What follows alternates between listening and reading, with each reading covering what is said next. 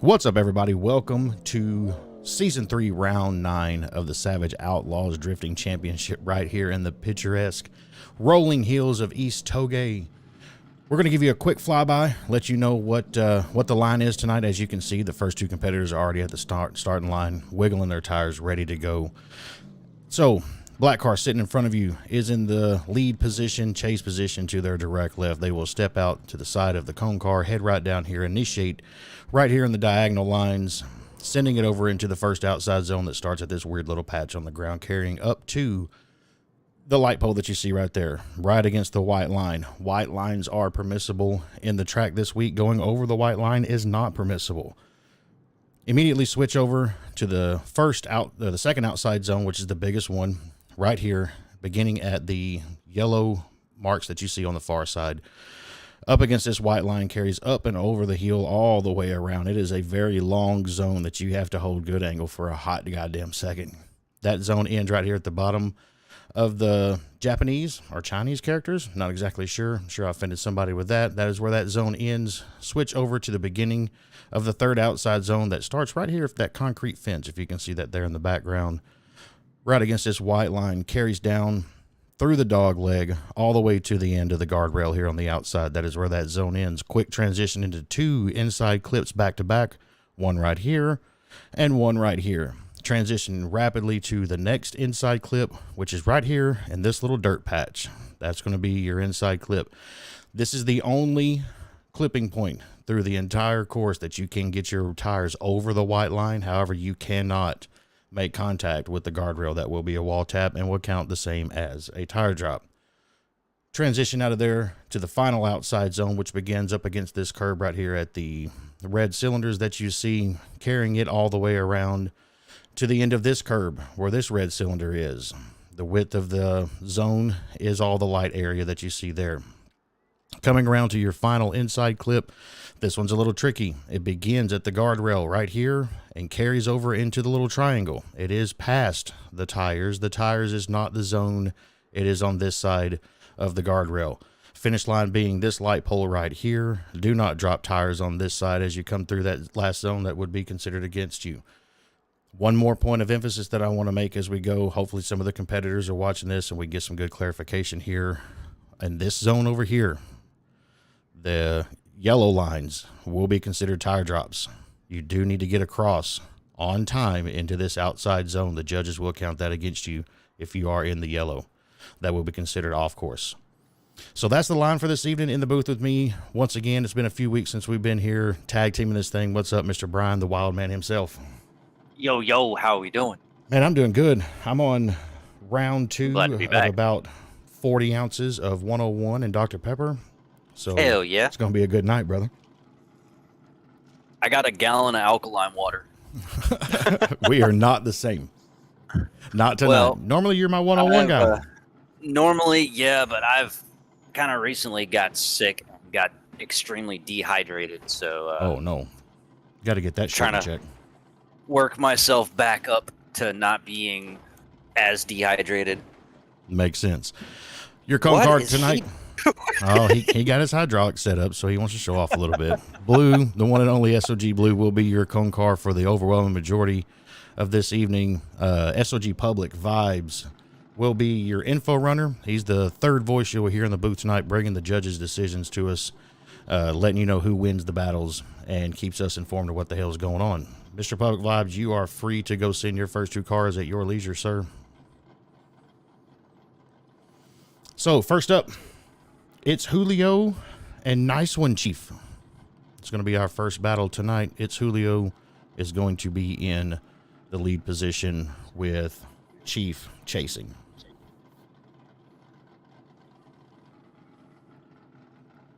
Chat's already popping off. Yeah, it is. Uh-oh. Winter Jack and Dr. Pepper. Winter Jack. That's a new one to me. Yeah, I've tried it before. I am not a fan. I'm not a fan of Jack Daniels just in general. That the Tennessee process, just not. I can't learn to like it. It's that charcoal filtering that they do, man. I don't like it. Yep. It adds a sootiness to it that just doesn't. Doesn't taste right. Yep, it's And I just not think my cup of Public tea. might have bounced out before you said something to him. Oh, that's fine. I'm sure they'll figure it out.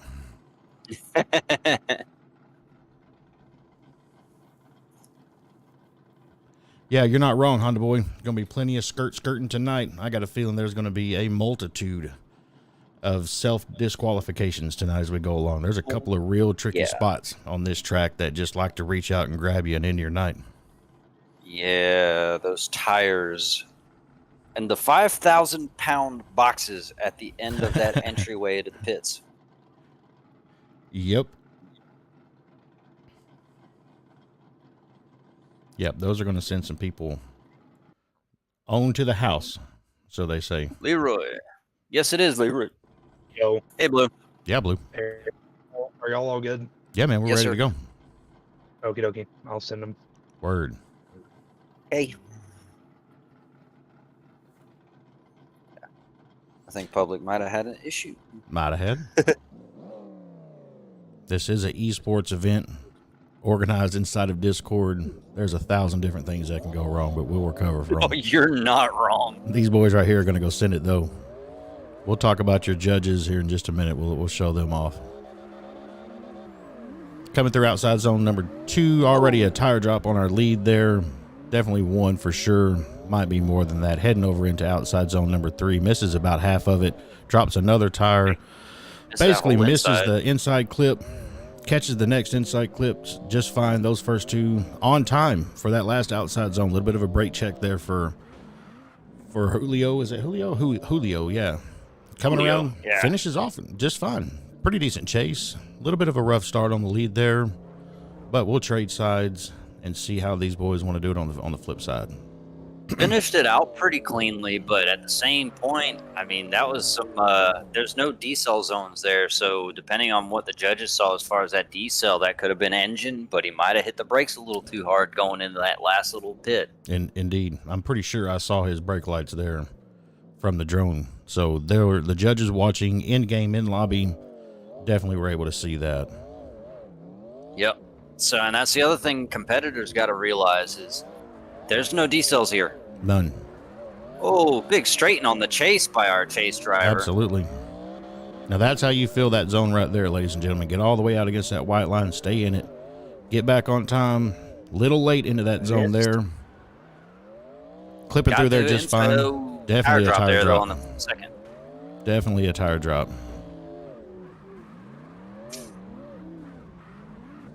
There we go. Now that's what we were talking about earlier.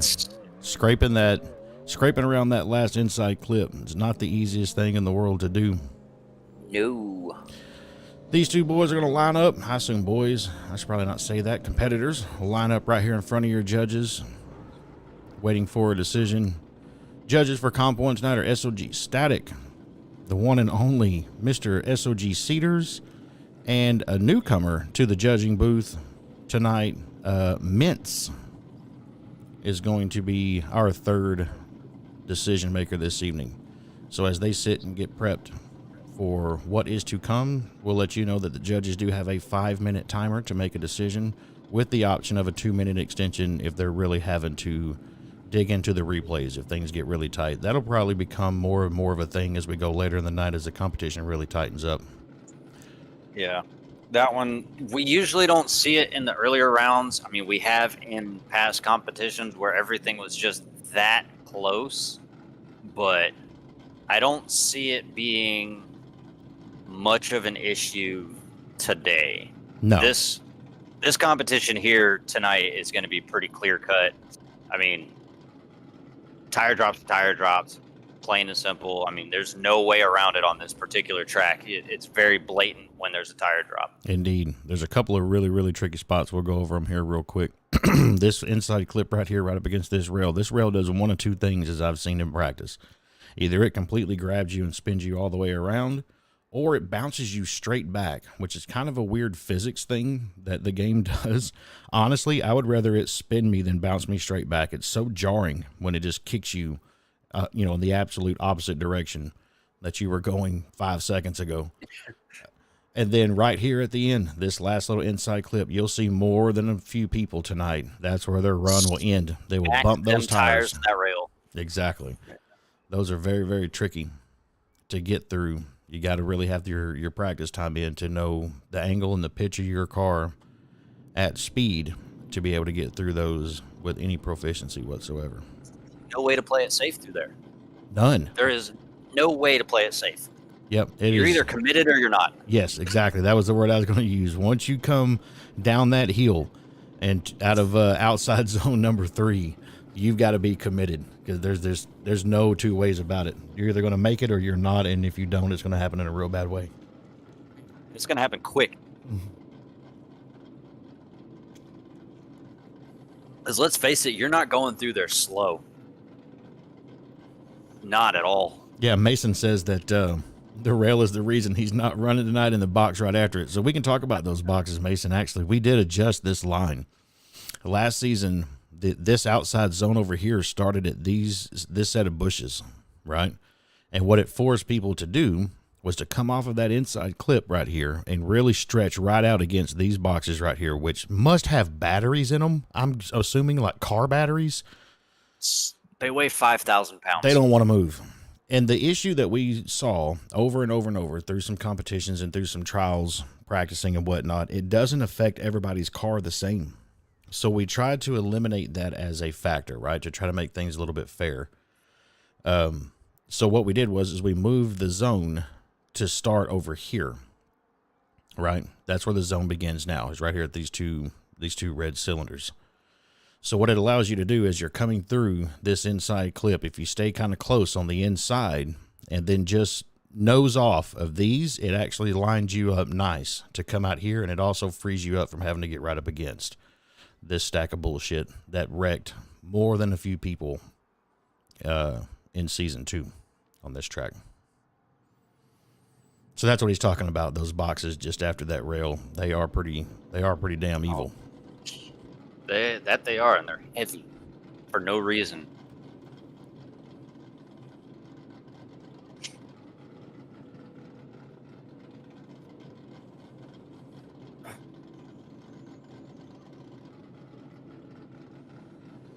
So we should be seeing Wolfie and DC Leo populating into the lobby here pretty soon.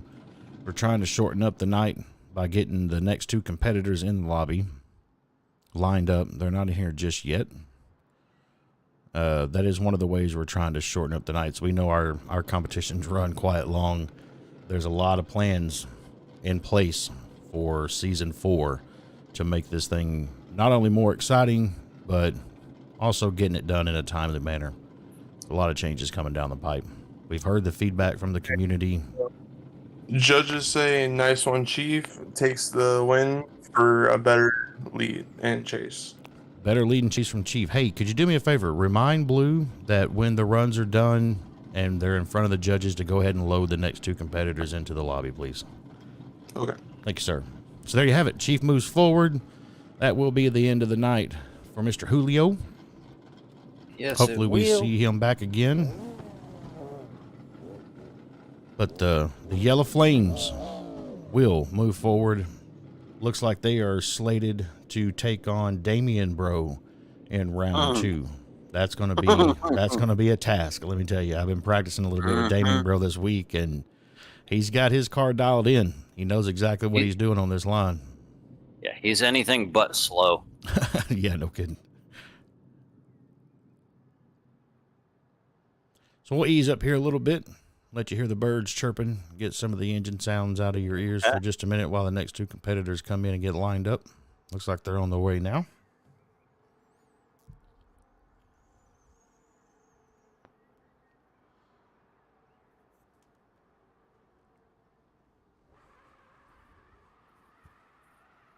We missed you last week, Brian. Yeah, I had a 2-day show going on. Was it a lot with of fun? The band going on. Oh man, it was a blast to be back up there. How long has it been since y'all done a live show? Lord, it was almost an entire year. Holy shit! Yeah, I bet you were chomping at the bit to get back out there, huh? Yeah, we were all ready to go. But it was a lot of fun, but I can honestly say I did miss this. I missed being here with you guys. I missed the competition. It's a whole lot of fun being here. I didn't miss all the bullshit, but at the same point, I was still privy to it considering my phone would not stop. No doubt. Oh my God. Yeah, we heard the community, man, and we've made some.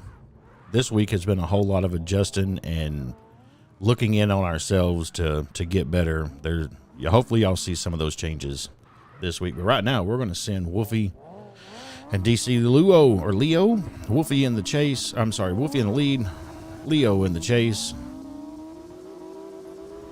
Heading into that first outside zone. Wolfie fills it out quite nice. Gets back in on time for his outside zone number 2. Leo lagging a little bit trying to get through that zone. Looks like he didn't practice it that well. Wolfie, I know for a fact, has been practicing this whole line. Hitting the dog leg. A little bit of a tire drop there. No doubt about it. And another big tire drop there by both competitors. Indeed. Gets through that little gauntlet quite nice. Fills out the final outside zone. Gets all the angle. Scrubs that zone just like you're supposed to. Finishes off quite well. That was a hell of a fucking lead, man. That was a hell of a lead. And good on the chase driver for making up that room there right in that last little inside zone and making sure that both drivers were able to make it through there without crashing. Indeed. Couple of tire drops from Wolfie through there. Definitely that's going to leave the door open for Mr. Leo to come through and lay down a little bit more technical lead. But overall, that was a pretty damn tight lead run. Impressive chase as well. Was. So Leo takes off, sets up his initiation, is initiated on time. Cuts that zone a little bit short, but does touch off on it. Gets into this one on time, coming around outside zone number 2. Two tire drops. That is going to be unfortunate for Leo. That should count as a disqualifying lead run. Yeah. The rest of this is looking really nice, though, man. That's unfortunate that he slid just a little bit too hard there. Because as he's finishing this thing out, scrubbing it right as you should, doesn't drop a tire on the back end. That was actually, in my opinion, stellar run. A better lead than what Wolfie laid down, except for the 2 tire drops in a single zone. Typically, that ends up being a disqualifying lead run. Should push Mr. Wolfie on forward. All right, well, while they're doing that, I believe, if I'm reading this correctly, I'm up next, so I need to go ahead and go. Yes, sir. I'll call you fair. So Brian is going to go up against Vimina, which I believe is the shortened version of Vim there. Seen Mr. Vim a couple of times this season. Brian obviously has made more than a few appearances. There's Vim coming into the lobby right now. I don't know the name of this car. I wish I was a little bit better versed in all the different cars, but he drives the same damn car every week. He just changes the livery on it.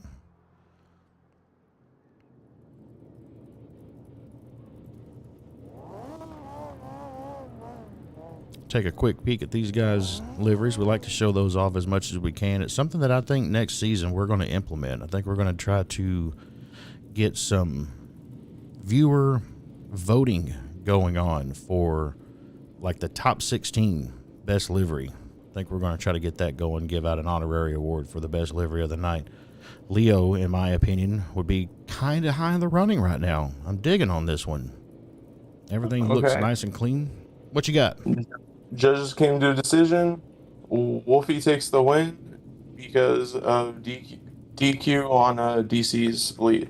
Absolutely. I feel like we saw it drop 2 tires in the same zone. That was unfortunate because he had a really nice lead. Appreciate your information there, brother.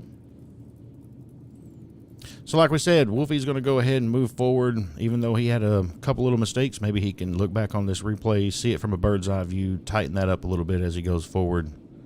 But Leo obviously got the skills to pay the bills. Everything else about his lead was fantastic. Just one little mistake. That's all it's going to take tonight to let you be a spectator rather than a competitor. But we'll slide right over here real quick. Brian is sitting in the chase position in the S.O.G blurred lines livery made by our one and only Miss Burn Baby. Vim naturally sitting here, and I can't remember the name of this car, but he has always got his fucking livery on point. They're giving us some lights, and we're going to send them, ladies and gentlemen.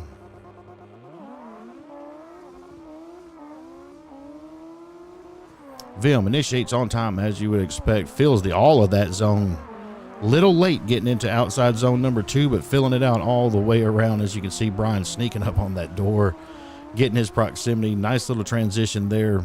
Vim taking advantage of the dog leg, hopefully keeping Brian at bay. Goes through the 3 inside clips right on time, getting out and filling out this zone. This is a hell of a lead. Brian is doing everything he can to keep proximity. Tightens it up right there at the end. That was a hell of a run, ladies and gentlemen. Vim obviously knows this line, put in the time, getting it ready to go. Brian, I know for sure, has been prepped up. Let's see what Brian can lay down. That's going to be a hell of a lead to beat.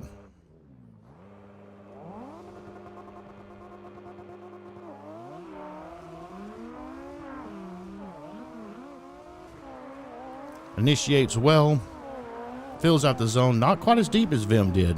Super late. Oh, and that's unfortunate. He was late getting into that zone. As you can see, it can cause you some problems. 2 tire drops on the top end of that zone. Heads down through the dog leg. Actually quite nice. A little late into it, but filled it out pretty good. A little bit of a bump there from Vim. Doesn't seem to affect Brian until it did. So we got a little bit of a contact problem there through the garage area. Filling out that last zone quite nice, hitting the finish line. The 2 tire drops at the top of outer zone number 2 is probably going to be the death knell for Brian. Brian's going to be able to sit back, relax, hang out in the booth, drink his water, bullshit with you guys all night. I agree, Cricket. That was a hell of a lead. Vim shows up every week, or maybe not every week, but when he shows up, you have to respect the fact that he's lining up across from you. That guy is out to win every single time he shows up.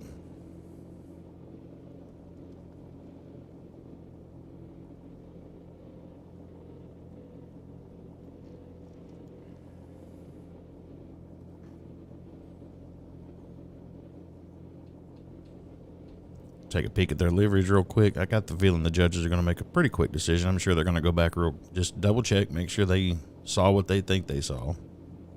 But while they're doing that, we're going to appreciate the hours and the time put in, not only in the practicing, but making their cars look as good as they can. If you look good, you feel good, you drive good, right? That's the rules of thumb. Kind of dig that colorway you got going on there, Vim. Then, of course, the Blurred Lines livery, official S.O.G. livery made by Burn. It's what I'm running on my car. Everybody has fallen in love with this thing. It's the hot new item on the team.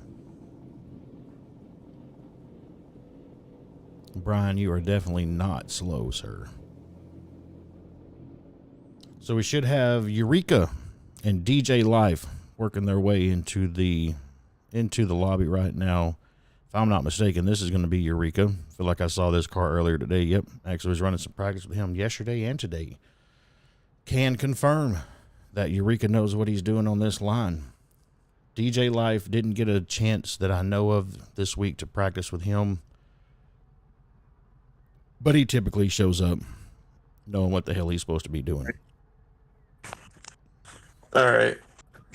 Judges say Vim takes the win. Brian had DQ'd. Yes, sir. 2 tire drops. Yep. Got you. Thank you, sir. So Brian will come put his car in the garage, let the wheels cool down, change all the antifreeze, tear down the motor, come hang out with us for the rest of the evening. Vim, however, is just getting started. I'm sure we will see him for a good long while.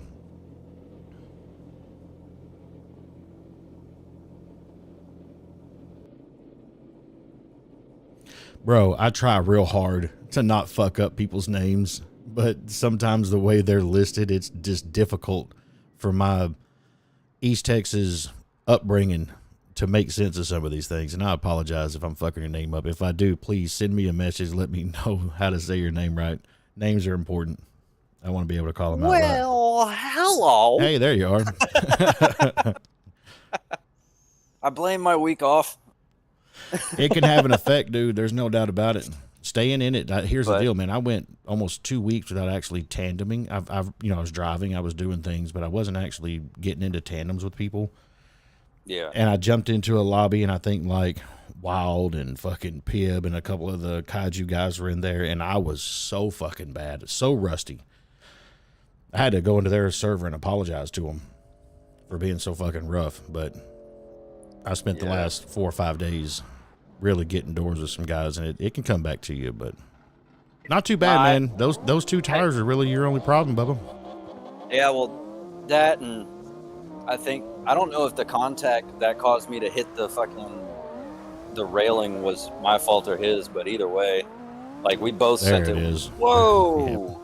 Double DQ by both drivers on Double the first DQ by both corner. of them. Absolutely. And I've slid with Eureka this week, and he has not been doing that. I can tell you that. No, not at all. I spoke about it just a second ago before you got back in here, how I had spent some time with him this week, and he knows the line, and he knows how to run it. I don't know if the nerves got him or... It's a good possibility, because I'm going to tell you right now, getting out there, anybody that has not done this and has not competed can say what they want. Getting out there and running this is different than running in just any public lobby. Well, they seem to have accepted the fate. They're going to flip sides here. Yeah.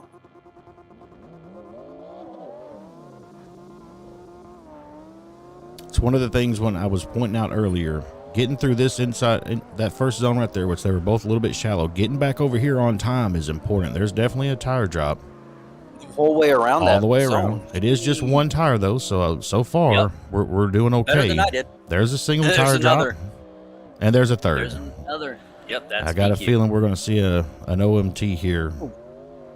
Should be an OMT. Well, you have a... I don't know. Chase for chase. There's a double tire. Yep, there's a double tire right before the finish line, and chase for chase. Eureka had a better chase. He definitely didn't did. DQ. Definitely did. Now, He did not my DQ. curiosity, and this is something that I'm hoping that the judges have a better understanding than I do. Mhm. My curiosity is did DJ Life, was his DQ on his chase due to the fact that he was simply trying to follow the lead? To an extent, possibly. But at the same point, he then spun. Hello? Hey, True. Curdy. Yes, sir. Hey, one more time. One more time. That's what we kind of Okay. figured. Line these boys back up. Send them again. Show us what you Clean can it really up. do. Nerves are cleared. You got the first one. You got the first one out. Now let's go up here and line up and show me what I know they can do. Vim was kind of messing with me, talking about it might go one more time. I was like, wait, hold on. No, it won't. Because I dropped 2 tires before you ever made contact with me to hit me into the bricks. But either way, it was a fun run. Oh yeah. And despite all of that, I still finished it out. You damn sure did. So we're going to line them up like it never happened. Send them again. First 2 runs don't count.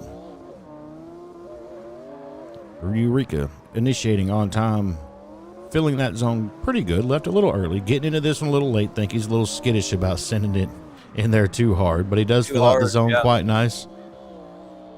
Definitely going to be A little late straight getting into there. that zone. Doesn't drop tires, but super late. Missed the overwhelming majority of that one. Gets through the 3 inside clips pretty well. Very shallow in the last outside zone. Comes through the last Kills clip that just fine. inside zone, though. Really does. Absolutely murdered that inside zone. That's probably one of the best inside zones we've seen. Yeah, there's a little trick to coming through there that can, number one, guarantee that you fill that last inside clip, but it also makes it very, very difficult to chase. Yeah. So you're going to see it as the night goes along. There's going to be some guys that figure it out. It's almost coming through there.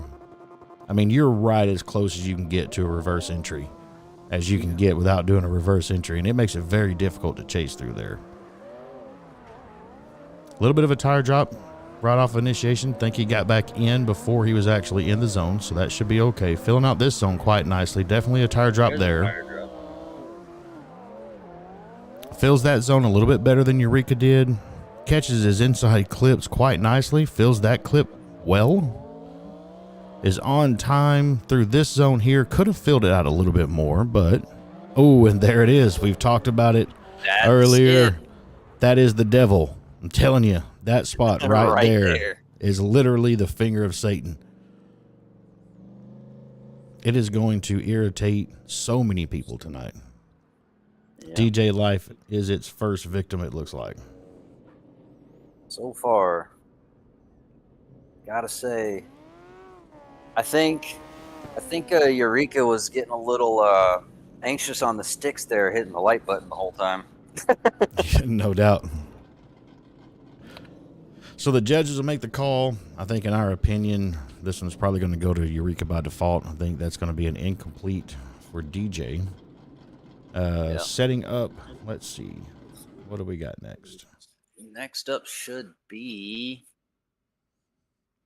Ms. Mariah and Locks. And Locks. Ms. Mariah, the newest, as far as I know, S.O.G recruit. As far as I know, I do believe so. Coming out and competing tonight. So Locks is going to should be in the chase. Yeah, there we go. Flip sides, if you don't mind. Get them lined up. I haven't seen Mariah driving.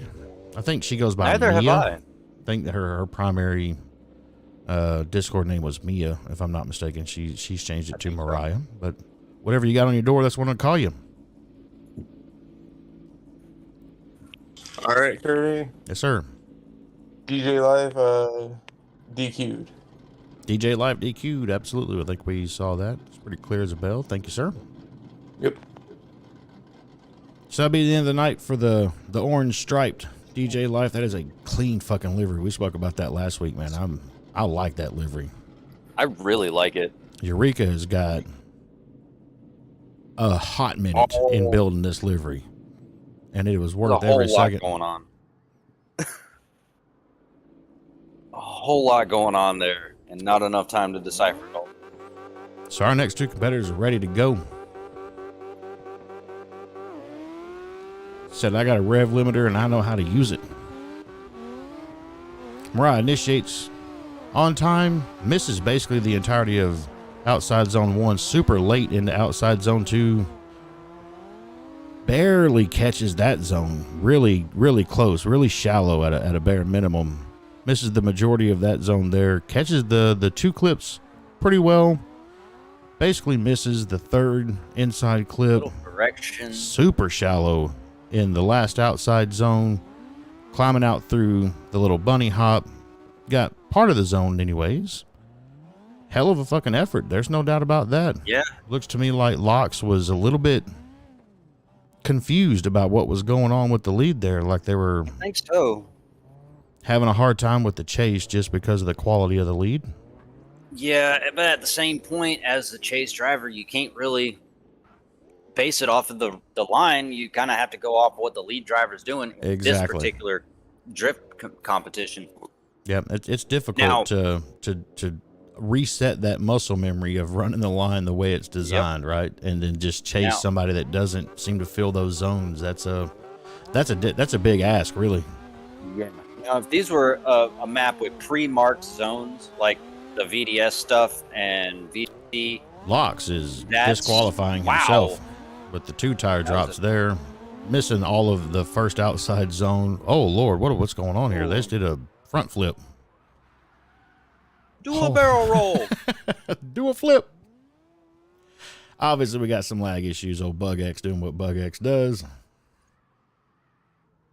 Now, oddly enough, this is a double-edged sword because now not only does it give Mariah a chance to go back and run a chase like we know they can, it gives Locks a chance to clean up that lead. No kidding. Absolutely. I don't know if that was lag and desync issues early on, but the beginning of that run was pretty rough. Let's see if that was skill issue or game issue. Yeah. Decent initiation, not a lot of angle through that zone, coming out of it quite late. I don't know what in the world's going on right here. There's all kinds of, there's lights flashing, there's zones being missed, there's tires being dropped. It's fucking chaos. Now it seems like we're figuring it out. They were through that zone on time, super flat through here, not carrying a lot of angle, just more driving it. Yeah, versus... That zone wasn't so bad. There you go. That was one of the better field last inside clips we've seen on a lead chase. Or I'm sorry, on a lead driver. But Yeah. everything about this battle just seemed Is- odd.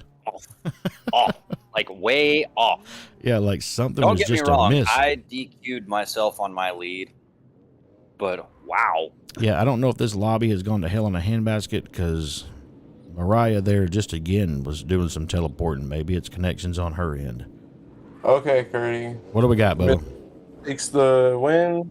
The other person DQ because of wrong specs for the banner. Oh, so Locks is out. Wow.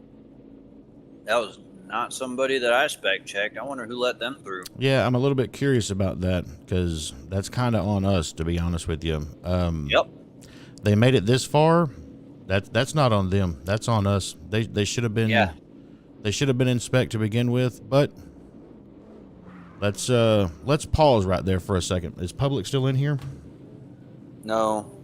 Okay, Brian, would you mind stepping down there real quick and explaining to them that to me seems like a us issue, not a them issue? To the judges? Yes. Yep. Stand by.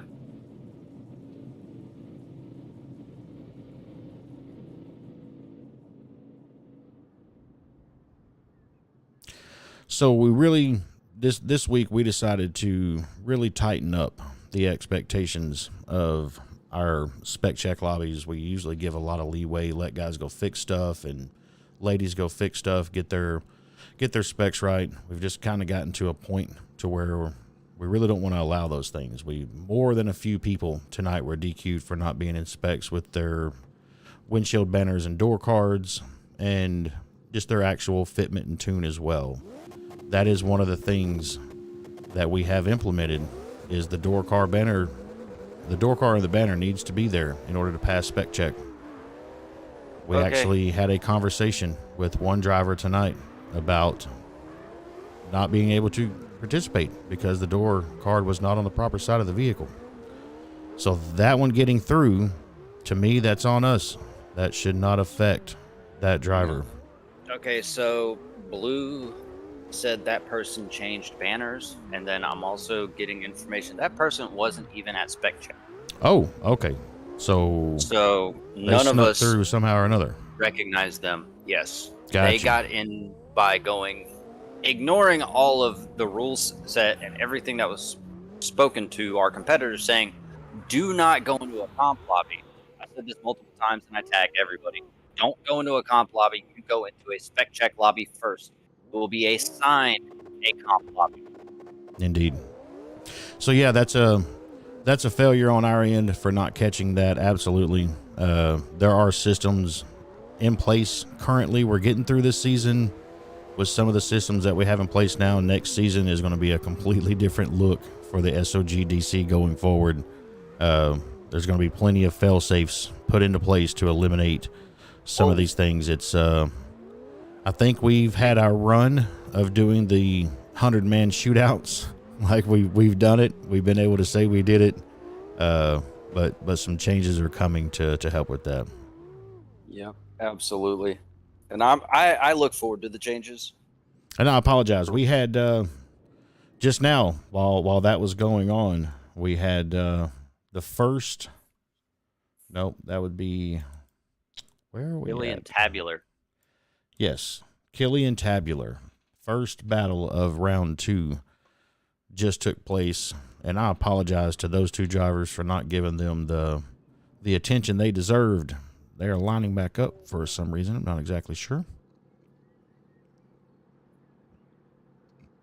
There was a desync that happened mid-run. Okay. I saw it.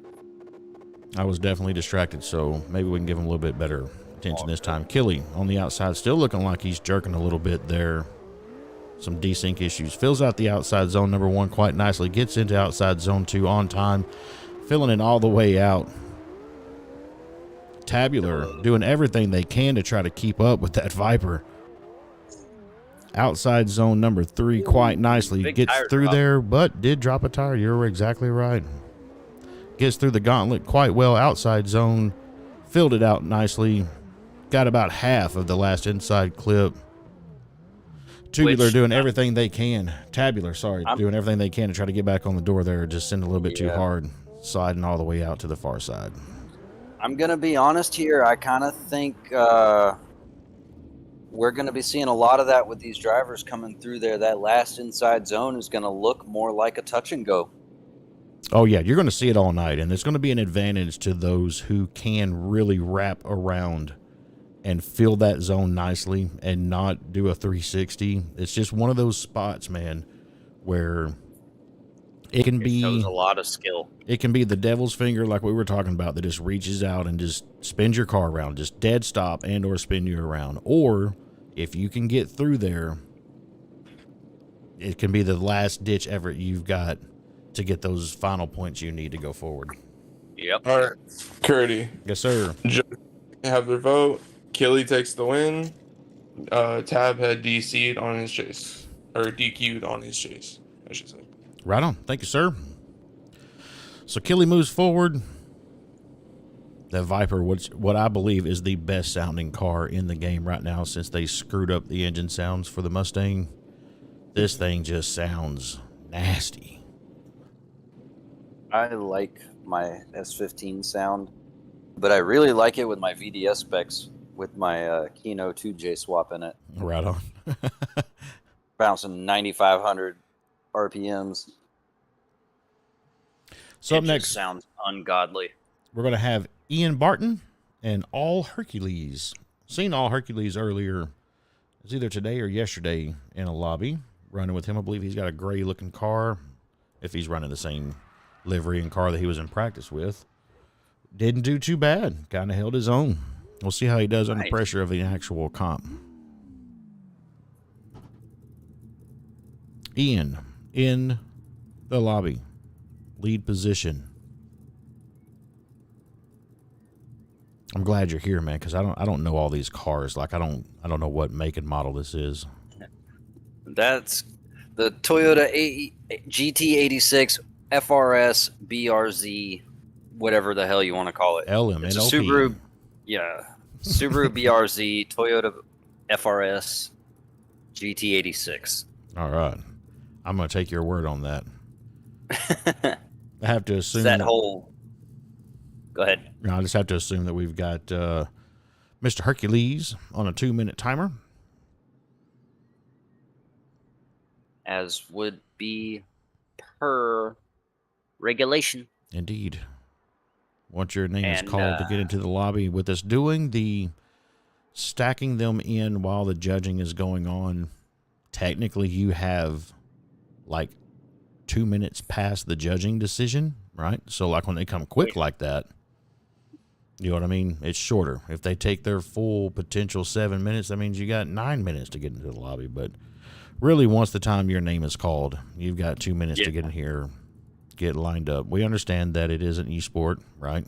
Things happen. Internet has issues. Consoles have issues. PCs have issues. But it's a big deal with that is just communicate that to your cone car. Let them know that you're having a little bit of an issue. We can always make special exceptions for things like that. We want everybody to have a chance to run.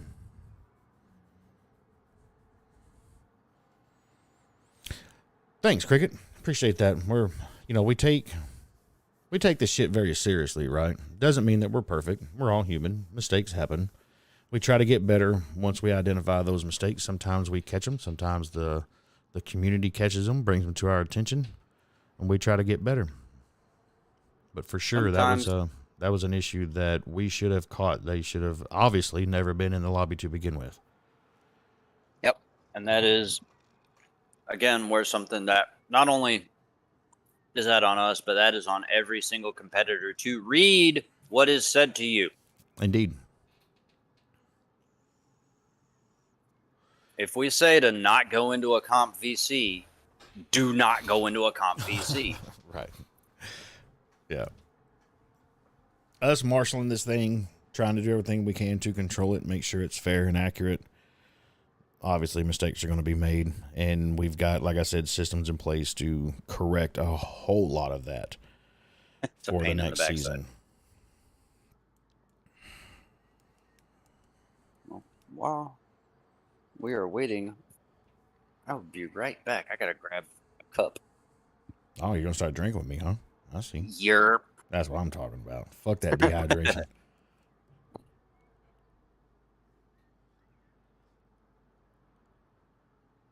Yeah, man. Leroy, that's the Viper, dude. I can't drive it. I've got a tune that was given to me by Mr. Blue himself. That it's a pretty damn nice tune, but I can't drive it. But I sure as shit like how it sounds.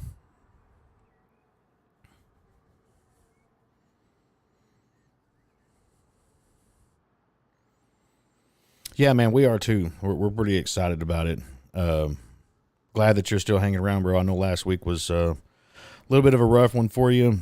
Glad to see you still participating. But yeah, we've got a pretty big shift coming for next season that's going to clean a lot of this stuff up. And honestly, I believe it's going to make it a lot more fun, to be completely real with you. We have learned a whole lot over these 3 seasons that we have ran. This 3rd season, man, I don't know what happened between season 2, season 3, and this thing exploded. We went from fielding 25, maybe a top 32 if we were lucky, to like this week we had 128 people register for the comp. You know what I mean? That's a lot of cats to herd on a single night, with everybody having to show up at 5 o'clock. Supposed to start battling at 6. That's a lot of moving parts, and we've done everything we can to try to wrangle all that in and put on a good show for everybody. Let everybody have a good time of battling and viewing this thing as it happens. This has been a rapid education in how to run a DC, particularly over season 3 here. All right, I am back. Got my cup, got my whiskey, and I got some ice cream. That sounds like a fucking projectile. Terrible mixture. Yeah, it sounds like somebody's going to throw up, and it's going to be you.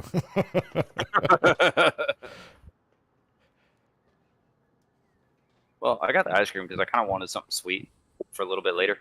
But it's been like in the freezer, like the deep freezer for a while. So I got to let it sit for a little bit. Hell yeah. My favorite ice cream, about the only way I like to fuck with any kind of ice cream at all, is if it's a shake. It's really about it. I don't really fuck with ice cream cones, like ice cream in a bowl.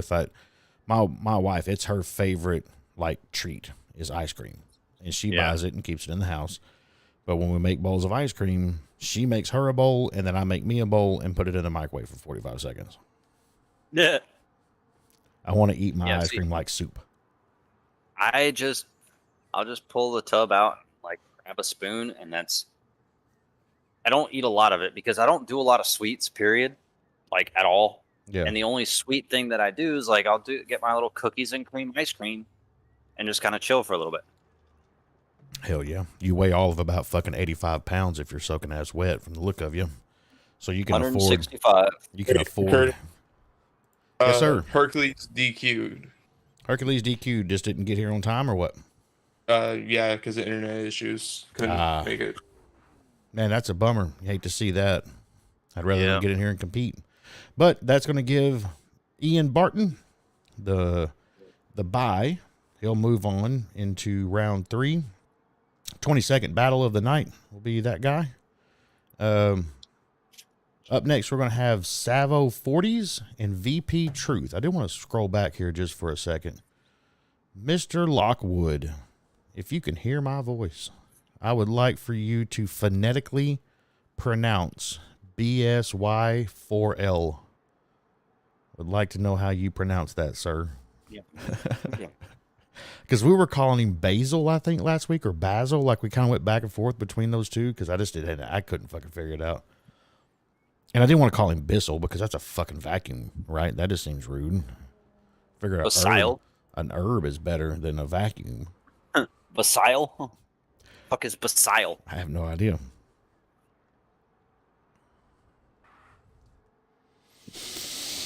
Yeah, 120 people is insane. I mean, that's a lot of people no matter what you're doing, right? Like, if you walk into a birthday party and there's 120 motherfuckers standing in there, you wouldn't know what the fuck to do. I don't want to be around 120 people.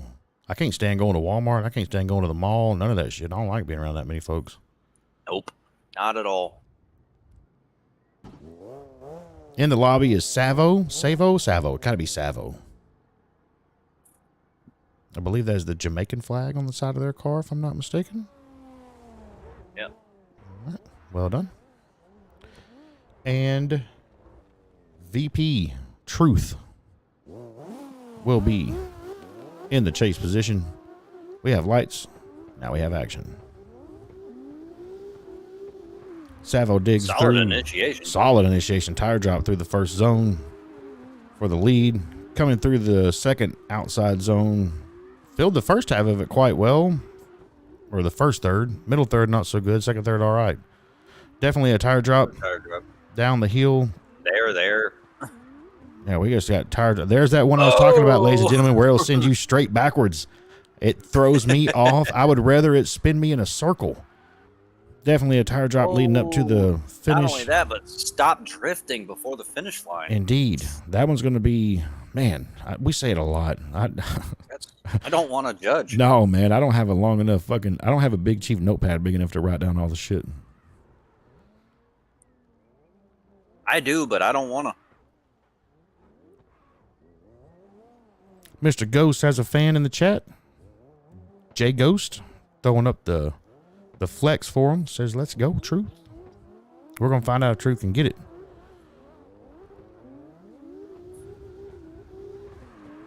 Initiates on time.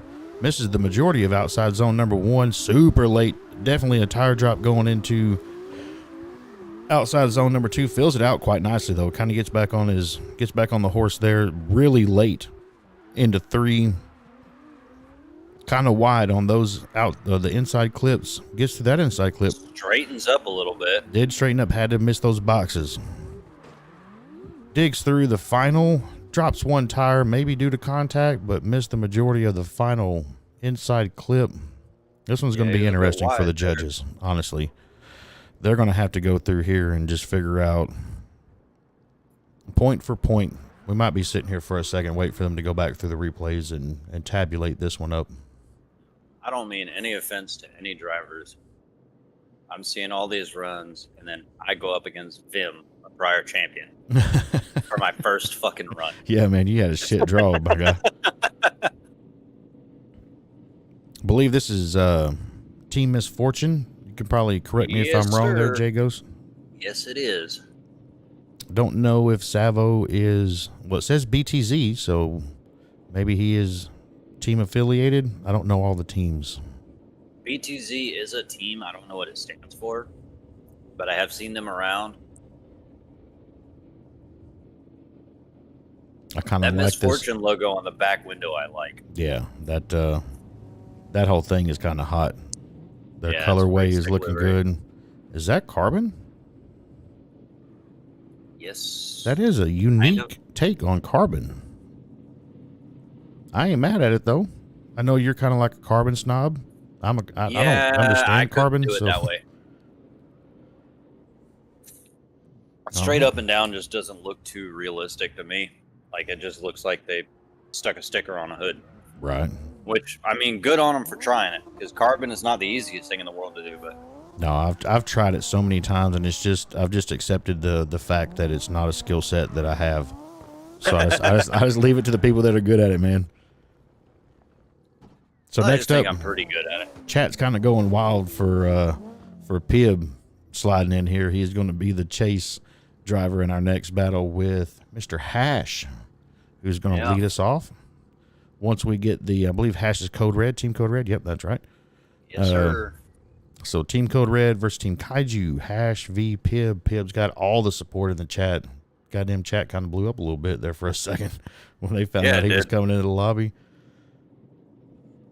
Mr. King, how are you, sir? He jump in the VC with us? Yes, he did. Oh, what's up, King?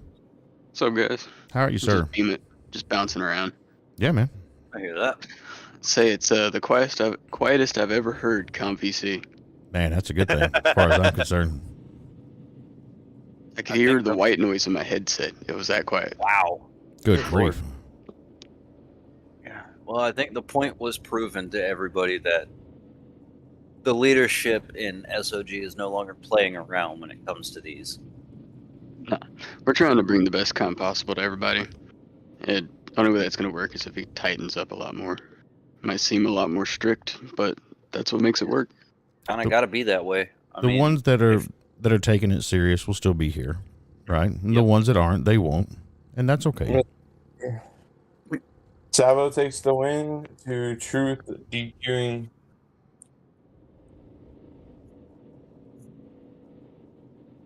Truth deep. Chase. Okay. That's right. He did. He did spin out. He absolutely did. So Savo moves forward, taking Team Misfortune off the board, at least in their representation through Mr. Truth.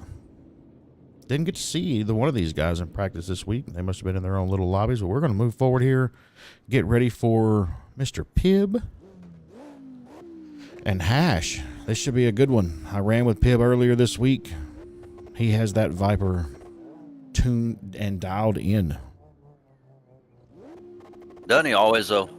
It seems that way. I mean, the guy's just a walking W. Yeah. I guarantee you the proximity here is going to be no joke. Hash fills out the inside zone, first inside zone quite well. Super fucking sharp getting into this second outside zone. As I said, Pibb is not going to let him get very far. Hash dips over into the dog leg downhill outside zone. Drops one tire for sure. Definitely drops a tire right there on that first inside clip. I think Pibb knows what he's got going on here. He's backing off a little bit. No sense in getting too crazy. But he says, wait a second. I still got magnets in these doors. Weird. Weird what was through that? there. That was a super weird transition from that outside zone to that inside clip. Hash catches what we've been calling out all night as the devil's finger. The man is going to have nightmares about that. I mean, all the traction all at once. And I feel shot like forward. I feel like Pibb saw it coming. Did you see how he was reacting, He leading up kinda to there? Like he let knew it off was. a bit. Yeah, he's like, oh shit, this is fixing to be a problem. Pibb cut a lot of angle off his chase too, right there at the end. He damn sure did. I Pibb think coming he through was the reading first that outside situation zone, pretty good. fills it completely, gets over here into the second outside zone, a smidgen late, but fills it all the way out. Gets down through the dog leg, little late, filling out that zone for Pibb. Coming through the three inside clips, nails all three of those, sliding to his outside here, filling that zone quite nicely. Slowing down a little bit, clips the inside clip, about half of it. Quite a nice lead. Not too bad on Hash's part with his chase either, be honest with you. Not at all. Pretty good battle overall. Little unfortunate for Hash there right at the very end of his lead. Might be the determining factor. Actually, probably should be the determining factor. That one is going to be, as you'll see all night, ladies and gentlemen, that thing is going to ruin plenty of runs. It's going to take a lot of really good runs to turn them into really bad. Exactly. And that's what's crazy about it being right there at the end. You can have a 99-point lead and then all of a sudden just end it. Mm-hmm. You know, we had that last week at St. Petersburg. That last light pole right before the finish line was kind of a same scenario. So it's carrying over to this week. Everybody. I heard that thing got everybody.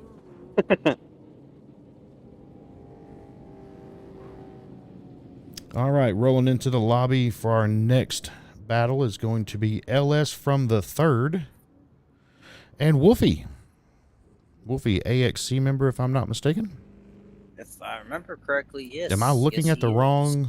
I am looking at the wrong. This is going to be Proper and Chandler. Okay, yeah, I'm looking at the... I don't like how this bracket's set up. It's super strange. Not a fan of that at all, really.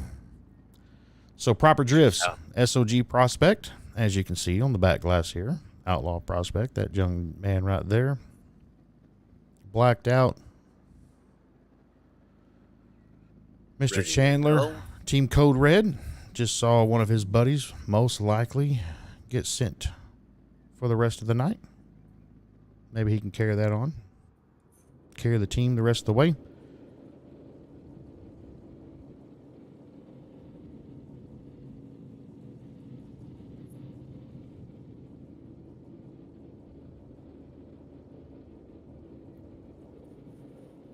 So I stopped by Alex's slide style event yesterday. Yeah, same. I did the exact same thing, man. That shit looks fucking fun. That is a wild way of doing things. It is.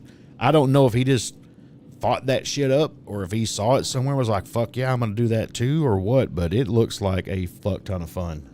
It really does. All right, Mr. Curdy. Mm-hmm. Pibb takes the dub due to the other person straightening out on his chase. Straightening out on the chase. All right, I think Brian called that as it happened. He's like, what the hell? It's okay. Pibb in the Godzilla Viper. Man, that's like two bad things to have coming at you, right? A fucking Viper and a fucking Godzilla. Jesus Christ. Just stack it up, why don't you, Pibb? Oh, Lord. Gonna move on. All right, we got Proper and Chandler. Yep, they're going to be ready to go. Team Code Red versus Team S.O.G. What's that, a UDM over there in Proper's whip? Proper is in the A90 Supra. I was finna Not say Proper, but Chandler's in the A90 Supra. Chandler looks like he's in one of them Proper cars is that you were talking about a second ago that was like a Supra RX 79 3212 ABC XY. Supra. Proper sending it in there, a little shallow coming into his first inside zone, gets back over here on time, doesn't really close to dropping a tire, getting into the second outside zone. Kind of a weird entry into it. Fills out the zone pretty well. Super late. I don't know if he caught any of the third outside zone, to be quite honest with you. Gets through the double inside clips. The gauntlet gets through there quite nicely. Final outside zone, not too bad. Scoops around the final inside clip.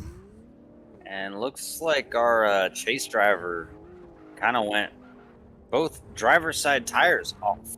Front and rear tire. Not front or rear, but the side of his car was off. Yeah, that's kind of right wild. before the finish line. That was kind of odd.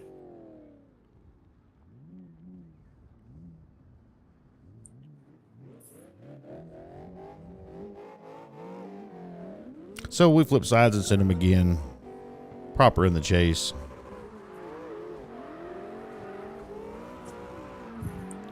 Missed the majority of the first outside zone, kind of sneaking in. Really shallow on the back half of the outside zone number 2. Getting down the dog leg. A little bit late filling out that zone. Touches off on the double insides just fine. Gets up against the rail through the gauntlet quite nicely, actually. Super shallow. Real shallow. Through Real outside shallow. zone 4. Takes that last Missed half inside of the clip. inside. Kind of missed half that inside. Yep. You know, because if you say it wraps around, most of the drivers are just kind of skimming across it. Yep, and we spoke about that, and I'll go give some clarity for those who are competing and watching this that may not have caught it at the very beginning of the broadcast. This last inside clip begins right here at the rail and circles this way to the triangle, to the two white lines meeting. That is the actual zone. The tire side is not the zone at all. You really want to carry that angle and scoop up the hill and then bounce over to your finish line. That's going to be the best possible filling of that zone as you possibly can. If you can figure out how to make that work, chances are your competitors are not. That gives you an advantage. In the lobby is who? That is going to be Ion? Ion and TTP Fear. So it looks like Fear is the one that's in the lobby right now with the yellow and red. Yep. That looks Koi like fish the koi fish pattern. eagle. Yeah. It's a pretty unique blend that he kind of put together there that kind of looks pretty good. I ain't mad at that. Yeah. I mean, I would not have chose this as my own thing. I'm way more, I like the simple. I don't like the super busy. You know what I mean? But it is pleasing to the eye. He's got all of his color match on the tires. Respect for the work, my man. Almost like an Adam LZ-esque color scheme. Right? Yellow's a little pale to be Adam LZ, but I mean, it's along the same lines. So the judges are still digging through the Chandler and Proper battle, trying to figure out who's going to take that one, move forward, which team is going to carry on. Here we go. Here's Ion in the lobby. Definitely know that name. Me and my wife, who is a I guess, a quasi-admin for S.O.G. Her technical title is executive assistant. She helps out along with a lot of the back-end organization type stuff that has to happen with keeping up with who is prospects and who ain't, rosters, and just a whole cadre of shit.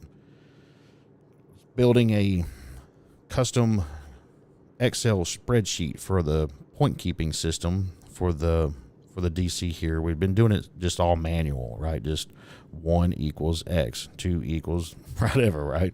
So we finally figured out some formulas, and the name Ion, I definitely recognize from inputting a lot of that stuff through that sheet. So this is definitely not his first rodeo. No, he's been in quite a few of the competitions here in recent dates. I've joined the team.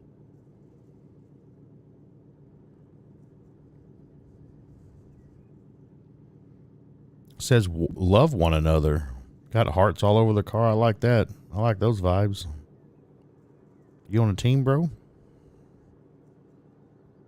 If you ain't, I think Ion is on a team. I can't remember. that says who Team the- S.O.D. So I don't know if that's his actual team or if he's just That showing is- love and support for him. I believe that is his team. I Right think on. he is part of S.O.D. because I remember seeing him in a lot of their lobbies. Like, 'cause you know, we lobby hop every now and then, Indeed. and been in a couple S.O.D. lobbies where I've seen them in there.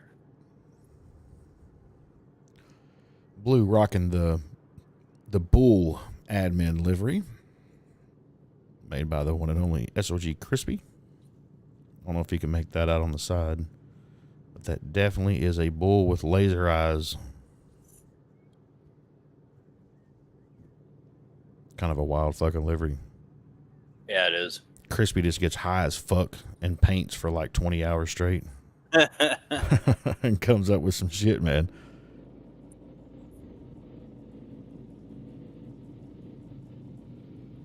I was kind of thinking the judges would eat up their full timer on this. I'm trying to pick this one apart. Well, I mean, well, speak of the devil. Yeah.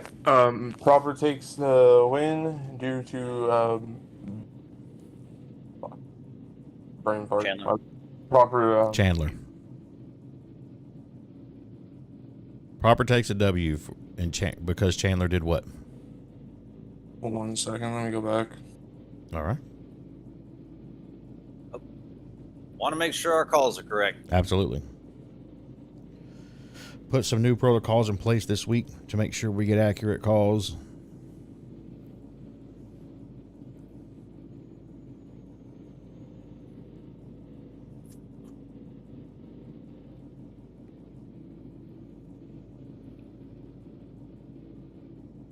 Yeah. Proper took the win due to better lead. Better Is the lead. call. All right. Better lead. Sounds good. Thank you. Works for me. You're So the other two cars are already in the lobby ready to go for sure. I'm going to address chat real quick. Yeah. Red, if it has what I have learned with Team Kaiju's liveries, if there is a Godzilla on the car, it is a Musha livery. Is it Musha? It has to be Musha. Yep. Yeah, Musha. Now I'm just second guessing whether or not I'm pronouncing everybody's names right. Tori, however, that man, he's on another Don't fucking even- level, dude. Don't even get me Like, that started. shit don't even make sense to me, bro. It's not fair. It's really not. Filling out the first outside or initiation well. Missed the majority of the first outside zone, super shallow through outside zone number 2. Digging into the dog leg outside zone number 3. Actually fills that zone quite well. Goes through the double inside clips. Gauntlet inside clip, quite nice. Little late getting into the final outside zone. Shallow through it as well, but actually gets the majority of that final clip. Keeps it intact all the way through the finish line. Nothing wrong with that lead at all. No, not only that, but dude gapped the hell out of that Mustang. He absolutely did. Ion said, hold up a second. Let me show y'all how to crawl up that point standings. Oh, kidding. So Mr. Fear is going to have pretty big shoes to fill if he wants to knock this thing into his corner. as they set off, heading right down into initiation. Initiates a little shallow, fills the zone quite well though. Weird initiation, 2 tire drops coming across the yellow. That's unfortunate. Kind of a weird filling Another of that tire drop zone. there. I don't think he might have had it. It was super close. You had to drill in on that one. Touches off on the double insides quite nicely. Hits the gauntlet inside. Fills the outside zone quite well, actually. Gets Maybe all. Not. Oh, unfortunate. Oh, no. Gets completely turned around before the finish line. That is the risk you take by really trying to dig into that last outside clip and fill it fully. That is one of the risks that you take, is it's sending you all the way around. Yep. But I was wrong. Went back and rewatched it again. He was on the white line. On the white line, yep.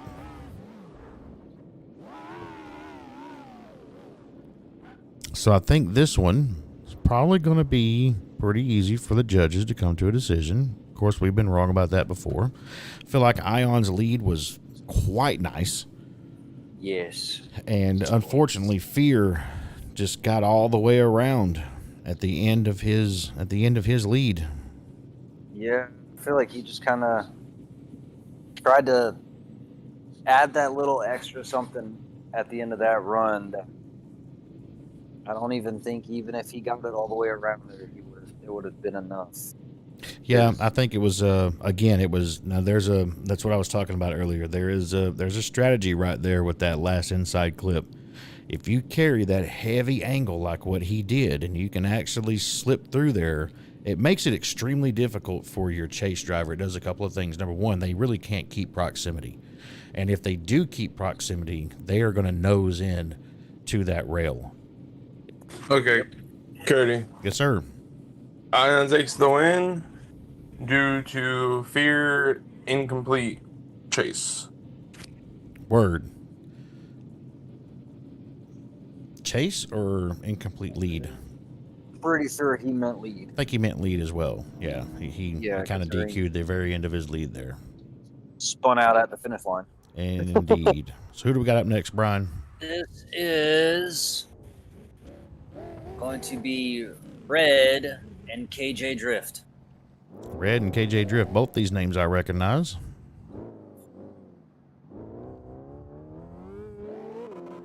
They're ready to go.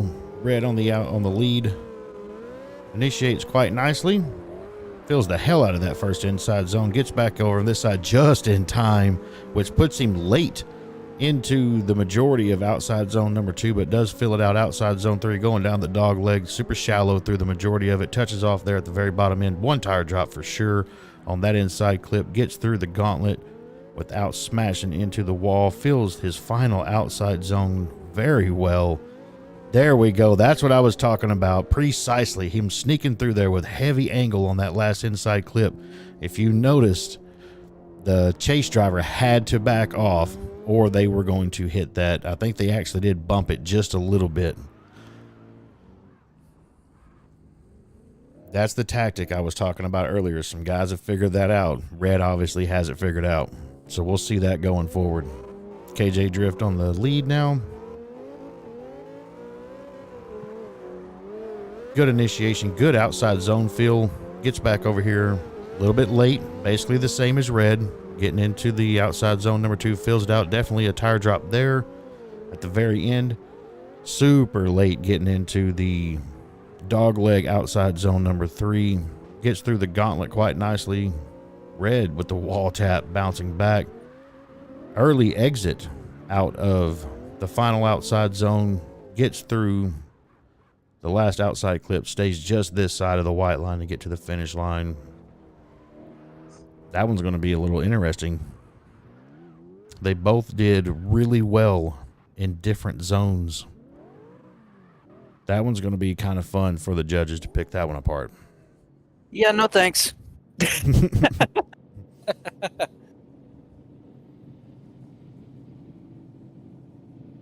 What is this car? The Miata? No, that is a Pontiac Solstice. Oh my God. That thing is wide. It's like a potato. weird. It's wide and short. Yeah, it's such a weird vehicle. I don't think I've ever seen that in one of our comps before, but here's the thing. If you can get it to set up, if you can get the setup and the tune, which, you know what I mean? Obviously, KJ figured it out. You know what I mean? Because he ran quite well just now. The shorter wheelbase cars are going to have a little bit of an advantage tonight. That gauntlet down there through the garage, the shorter wheelbase cars are going to have not such a hard time getting through there. Yeah, and if you also notice, the front bumper goes straight down. Yeah, it does not poke out. Like, it's almost flat. Yeah, let me switch around there real quick. Let's take a peek at it. It really does. Look at that. That thing's like yeah. So realistically, you can get right up against there and it not grab you compared to a lot of other cars. Yeah, from the front of from the wheels, from the front of the tires to the front of the car is significantly less than this one, right? And some other cars like the Viper, Jesus Christ, it's got a 37-foot long hood. Yeah. So that's going to make a difference. 15-foot long front bumper. Seen a few guys running the couple of the eggs tonight. What is that? The Grace GT. Yeah, the Yaris and the Yaris and the Corolla.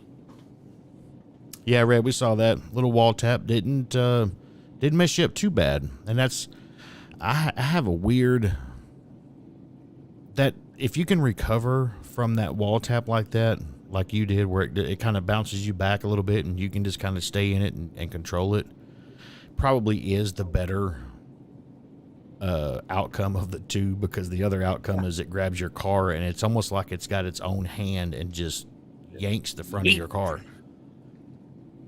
It'll yeet you backwards. Damn sure will.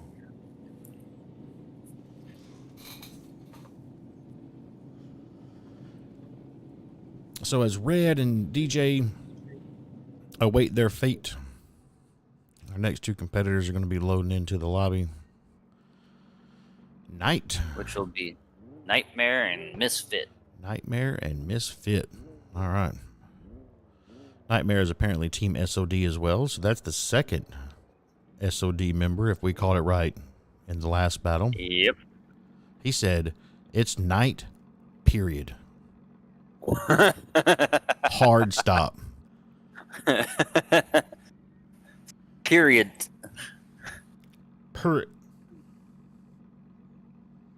So I have to assume Misfit is on their timer.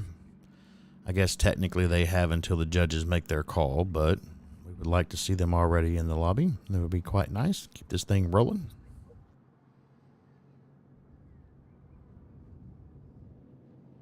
Yeah, because I don't see a 6 or 5 or 4 o'clock in the morning thing happening for me tonight.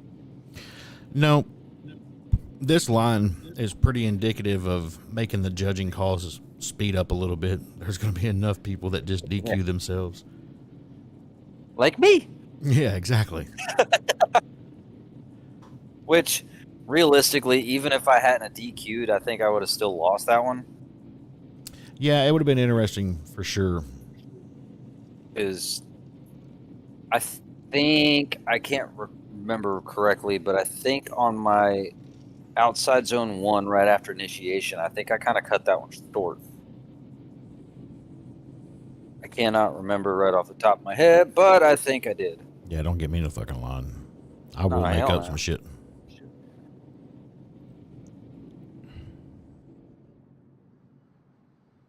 Take a quick another trip around Mr. Knight's car. Pretty fire fucking livery. I don't exactly know why, but I chose not to run any of my shaders this evening. Maybe I can adjust that, because it does make these liveries pop a little bit if I run certain ones.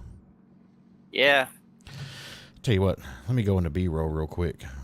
We'll still be able to talk. Y'all be able to hear us running bullshit, but there's no sense in y'all looking at me fumbling through all of my fucking menus.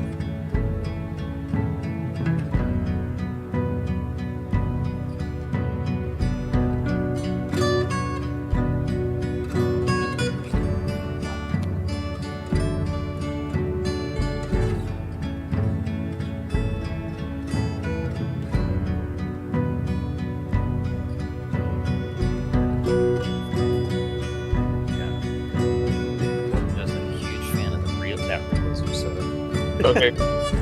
Yes, sir. What you got? Hey, KJ takes the win due to Red's tire drops. KJ takes the win due to Red's tire drops. All right, works for me. We'll do a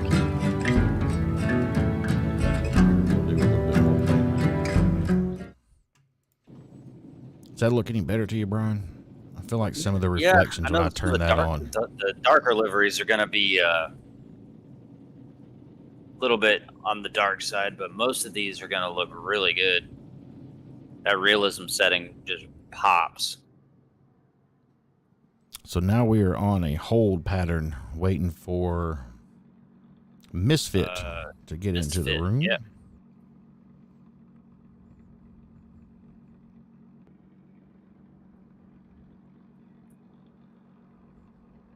What do y'all think, chat? That look better? Worse? I think it looks better. I like it. I like it a lot. Kind of like how this fella matched. Like how Knight matched the underglow to his undercarriage paint. Yeah. It's the little details like that, man, that really make shit set off. I appreciate that. Oh, absolutely. That's like one of the hardest little details that I had when I was doing that carbon fendered S15. Yeah. Was the fucking gas cap. Getting it correct and to where like the carbon wasn't coming over and then the also car body color wasn't getting into the carbon. Yeah. Was a bitch. Yeah, man. Like my livery building skills are fucking weak as shit. I mean, honestly, like I try it a lot at it. And if things are super simple, like clean lines, you know, I can do those quite well. These intricate, multi-layered shit like what Knight's got going on here, I just can't. I can build those type of things in like my graphic design programs. Yeah. But for whatever reason, I cannot fucking build it on the cars. It's just for whatever reason my brain just doesn't fucking work that way, man. Yeah, I completely understand that. Believe me, it took like working up to getting confident to build that carbon fendered S15 took me a while. And I mean, I've been making liveries in this game since I started. I was doing liveries before I was actually driving good. Hell yeah. So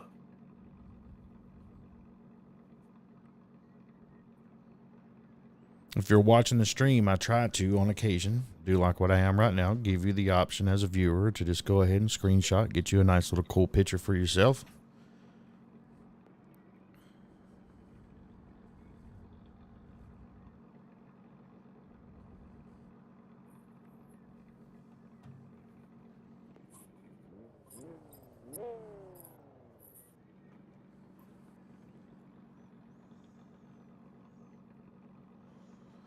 If you're unaware, which I'd be surprised if you are, I mean, if you're here watching this, you kind of know what's up. It's definitely, we have a lobby escape. I'm wondering if Misfit couldn't get here on time. That would be my guess. It is starting to look that way. Yep. So we should be now on a 2-minute timer for, let me look over here real quick. Hello. DQ for the other person who supposed to show. Misfit? Yeah, Misfit thing. I forgot the names. Okay, so we're going to have Prolly and Azure. Worked with Azure quite a bit today, for sure, on this particular car setup. Got a lot of faith in Azure tonight, but I've seen Prolly in a couple of lobbies, and he definitely brings it, as you see right there, filling outside zone number 1 quite well, digging all the way into outside zone number 2, just running that white line all the way through, carrying all the angle that he needs to transition right here down through the dog leg, filling outside zone number 3 quite nicely. A little wide on that first inside clip, catches the next inside clips basically exactly like he should, filling out the final outside zone quite well, filling the inside clip, and a hint of a tire drop right before the end, right before the finish line. The judges are going to have to decide whether or not that was contact, but I don't think so. I think Azure was just right on his door all the way through that area, and I feel like probably checked up a little bit, and that's what caused Tried the to angle check contact. him, it looked like, and it kind of backfired on him. Could have had. So we're going to flip sides. Azure's going to lead, probably going to chase. Azure with a nice smooth initiation. Fills outside zone quite well. Little early coming, or a little early coming out of it. Gets in on time on this second outside zone. Might have been a little late getting in there. Carries good angle. Late entry into that third outside zone. Clears the doubles insides. Clears the gauntlet inside. Filling the outside zone here quite nicely. Now let's see how he handles this inside clip. Gets through there. No problems. Keeps his tires on the track all the way through the finish. That might be just enough to get him moving forward with the one tire drop that came from probably right before the finish line. I think you're right. I think that tire drop's going to be the one thing that seals the deal for this one. Yeah, their chase, proximity, all that looked pretty similar to me. The one standout was probably had that tire drop, and Azure did not. It might be just enough. Yeah.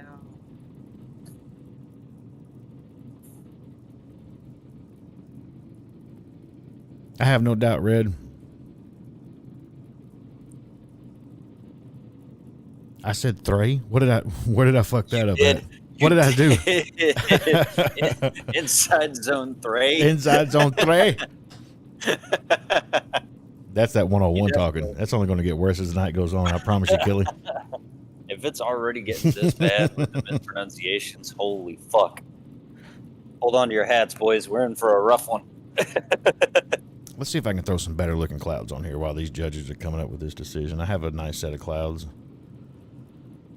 Very nice. I like a clouds. Sometimes when I like throw these clouds. clouds on, it's a little weird, but we're going to try. I think I have a fix for it.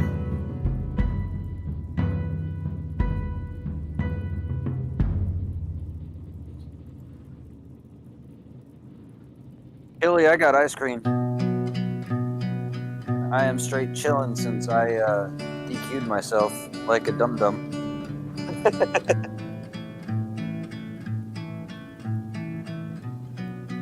That's alright.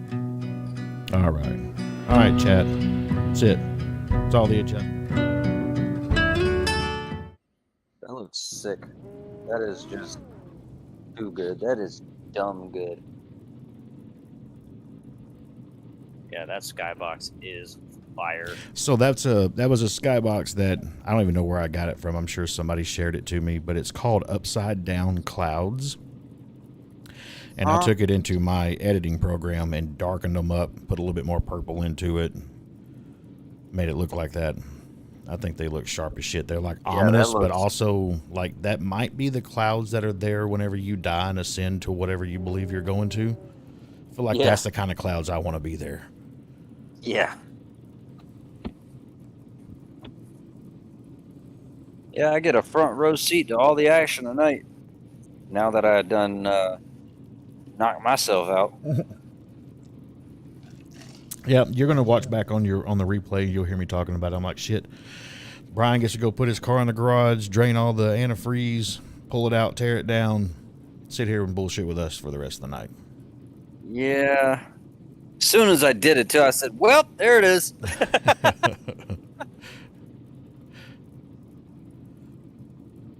So Azure and Probably are waiting on their fate to be decided. Who's going to be in the lobby for us right now, Brian? Next up is going to be DayDay and Stoner Racing. DayDay, I believe, is S.O.G. Either a recruit or a DayDay is a prospect, maybe. I do believe a prospect. Yes, DayDay is a prospect now. All right. Stoner's obviously representing Team Baca. Team Baca shows up week to week. I mean, I don't think there's been a round this season that they ain't showed up to. They keep showing up, showing out, man. They got a lot of good drivers over there. So DayDay's got or DD, however he says it. Okay, so he's definitely a prospect. He's in the prospect livery. He's got his hands full. We've seen Stoner on more than one occasion come in and show out. Got Chevy v Ford coming up for you next. Long wheelbase, short wheelbase battle. That'll be interesting. That should be fun. But before that, we await the call here. Maybe the judges are seeing something that we didn't, Brian. I feel like it was kind of clear cut with the tire drop right before the finish line for Probably, but the judges are taking a good long second look at things, I'm sure.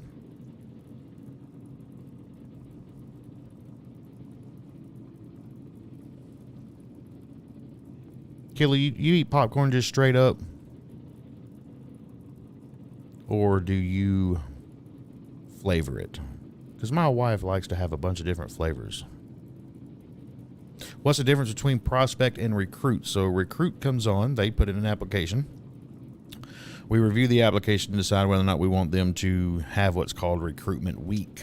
It's where they hang out with the team, find out if their vibe's good, see if they want to participate, be active in the Discord and the voice chats, text chats. If they hold up through that, we run them through what's called recruitment, which is there's a very specific course that we run, and they run however many people we can get in the lobby. Sometimes it's 5, sometimes it's 30. But they run battles back and forth, lead chase through all of them. And we pressure the shit out of them, see if they're going to be able to hold up to the pressure, really find out what they're made of in those moments. The majority of joining S.O.G is a vibe check, not necessarily a driver skill check. So if they get through that gauntlet, and they seem to be able to keep a cool level head and maintain the vibe, then they become what's called a prospect, which during the prospect phase is where we have the opportunity to train them up, get their driving skills where they need to be, maintain that vibe check as we go along. And then once we feel like they have the skills that are required to participate in our community at the level that we expect, then we give them full S.O.G status. They get the X livery, they get to carry the S.O.G tag and move forward. So that's kind of the difference between those two.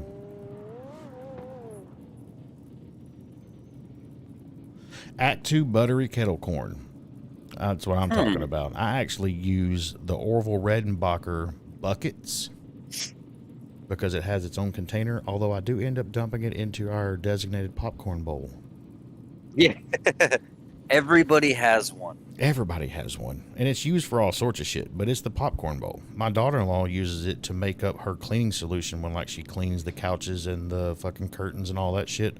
But she uses the popcorn bowl for that, because that's the fucking popcorn bowl. Huh.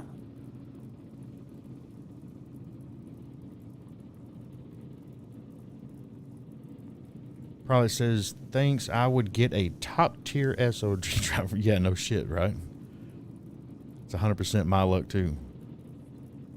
I got a top tier anyone driver my first run with Vimina. Idiot. No matter what team he's on, that is a top tier driver. No kidding. I didn't notice this to begin with, but Prawley's got, look at this. Look at that front wheel. It's all the way out there. Oh, that's a whole lot of camber. Lots of camber. They went to go in and spec that car. They were like, how much camber you want? Yes. Exactly. That was his exact answer. How much you got? Because I want all of it.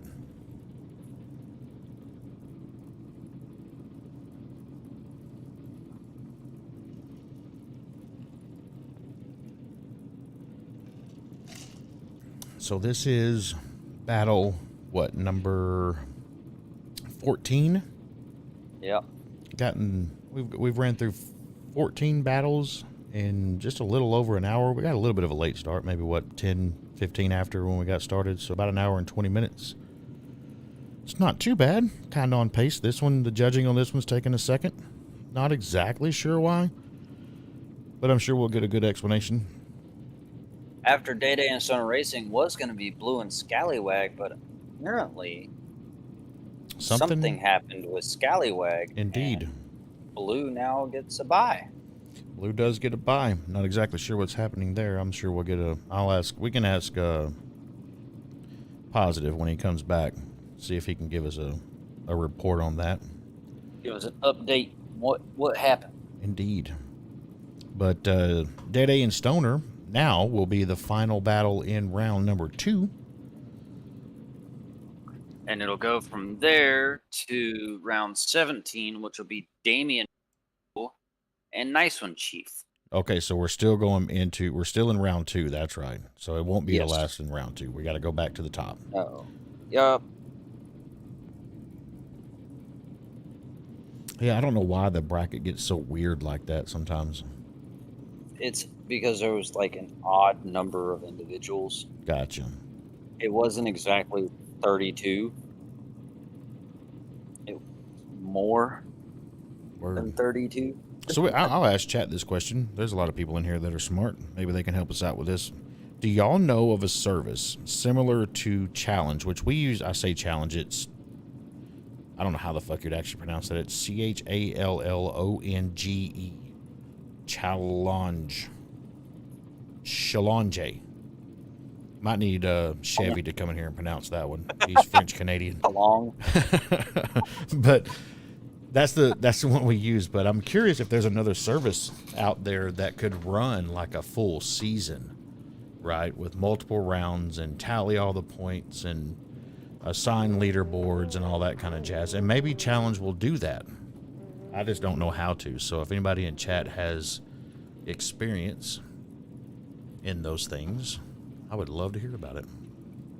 Yep. So probably just turned around, put his ass in our face for some reason. Maybe he wants everybody to zoom in on Ohio 96. He wants to choke out the drone.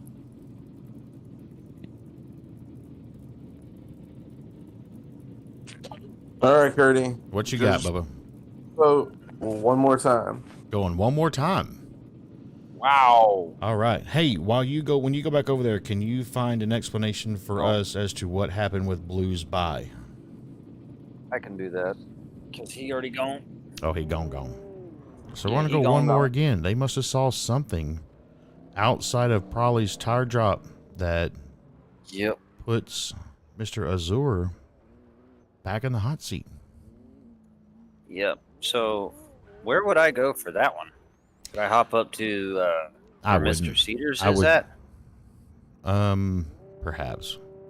Let's wait till I'm positive. gonna wait till they're done, anyways. Yeah, we'll wait till positive comes back. So probably back on the lead run here. Good initiation. Leaves outside zone number 1 a little bit early. Little late into outside zone 2, but filling it out, and Azure is right on his door. Yeah, he is.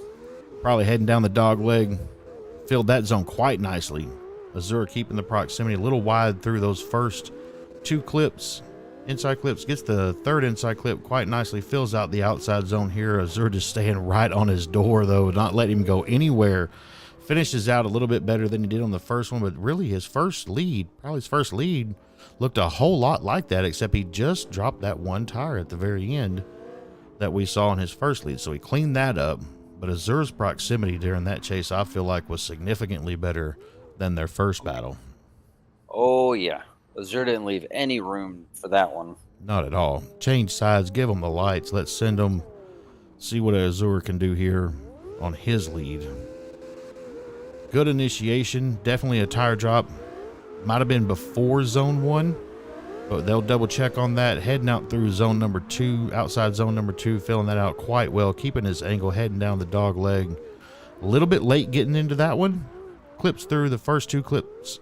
Inside clips quite nicely. Gets through the gauntlet without tapping the wall. Fills the outside zone, the final outside zone quite well. All the way. All the way, gapping him as he comes through there. That proximity in chase could be the deciding factor. I think in it might this one. be just for the simple, like, right after initiation going into outside zone 1, if he did drop that tire, it was before the zone. Yeah, I'm actually going to try to peek back over at that real quick, because if it was before the zone, that would be quite significant. Otherwise, that might be the deciding factor. Scrolling back a little bit more. Hey, Mr. Cedar. Curdy. Probably it due to Azure tire dropping. Okay, so they did see it, and I'm seeing it now. Okay. Yep. I'm seeing it now as I'm going through the replay that he definitely was in the zone as his tire was on the dirt. So that does make sense. Thank you, Mr. Vibes. And what's this? Never mind. It's nothing there. And Mr. Positive is gone. And they are, yep, Positive is like, I'm out of here, man. I was like, I ain't got time to mess with y'all. No, he did not. Blue with a quick little reset. Not real sure why. Gonna flip around, get himself back He to hit the wrong button. get him back to where he needs to be.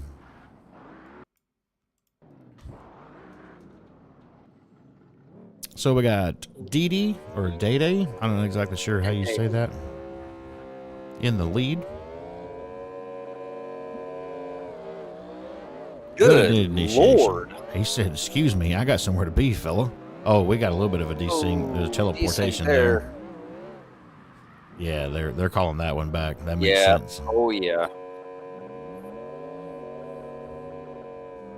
Good grief. Just A whole lot of noise and not going nowhere. just winding it up. Wind it up. You're done.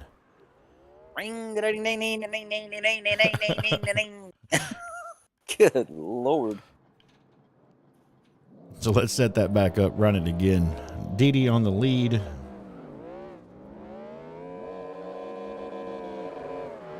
Good initiation. Fills all of fucking outside zone number 1.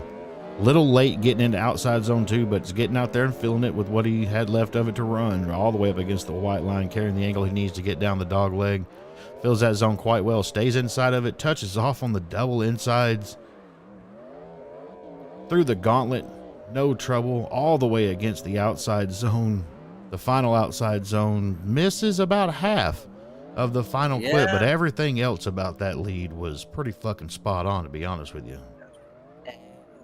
Our chase driver did drop 1, if not 2, right there before the finish line. Yeah, and was kind of absent through a lot of it. Stoner was he wasn't an incomplete chase, but he wasn't. He damn sure wasn't on the door.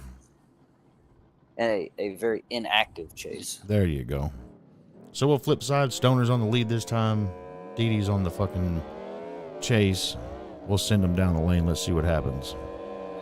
Stoner with a little bit of a slow initiation, but gets it swung over there. Definitely a tire drop leading into outside zone number 2.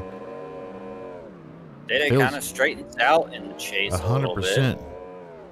Down the dog leg, misses the majority of that zone for Stoner. Stoner's doing a lot of little small corrections. Got the first inside clip. Might have been a tire drop.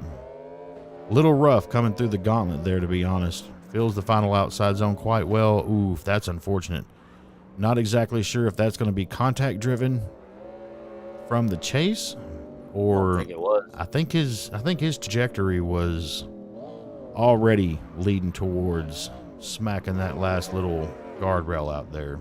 Yeah, that was an odd little end of the run right there. Really was. It was kind of set up leading into the beginning of the gauntlet there through that last inside clip, or the second to last inside clip. It was already looking a little strange. Yeah, it's kind of odd because DayDay kind of straightened out in like 2 places in the chase run. Flattened himself out a good little bit. Okay, Cedar. Okay, it's Curdy. Stoner takes the win to DayDay on chase. He DQ'd. Word. Okay. Still Curdy. Still Curdy. I understand. He's got Cedars in one and me in the other. That makes sense. Yep. He's got Cedars in the judging. So I'm sure that is a little confusing. Cedars Curdy.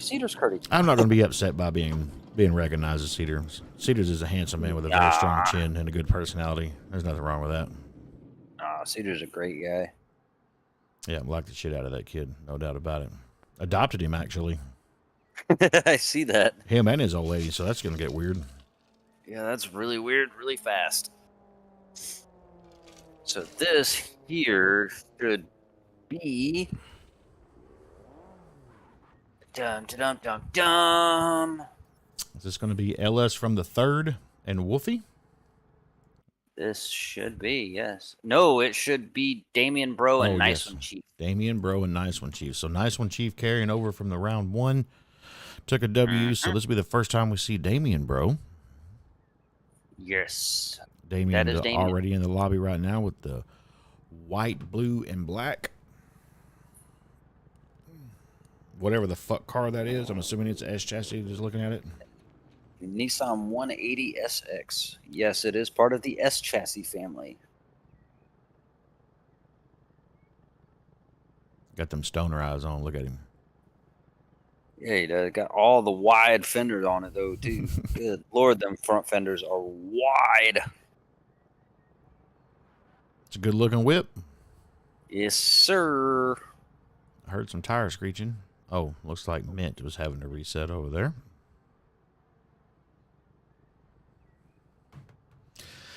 Yeah, Cricket, it's probably not a bad idea, man. Looking into how VDS or someone does it, that's probably not a bad plan. We got a system to handle it. It's a little bit more manual input than what seems like in 2023 you should have to do to keep a whole season's worth of points. But if that's what we got to do, that's what we got to do. I mean, it's what we're doing currently. It's working. I just feel like that in this day and age, there should be a fucking service out there that kind of does that for you, but maybe not. And realistically, I think there's got to be close to something like that on Challenge. There Yeah, might be. I've kind of dug around a little bit, to try to find something. And it seems like if you're doing like a big tournament, like it's really designed for that, like kind of like what we're doing. Yeah.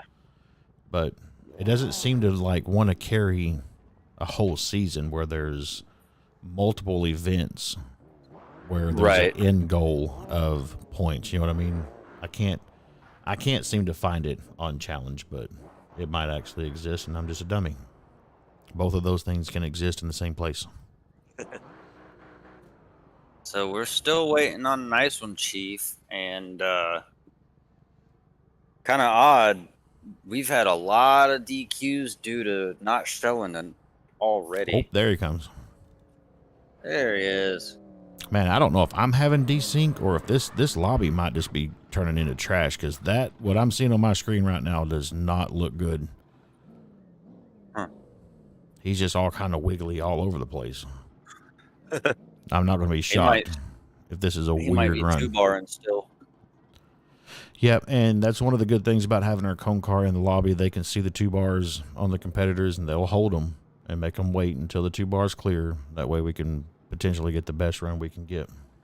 Yep, because when you first join in the lobby now with the most recent server updates, everybody 2 bars for at least 10 seconds when you join the lobby. Gotcha.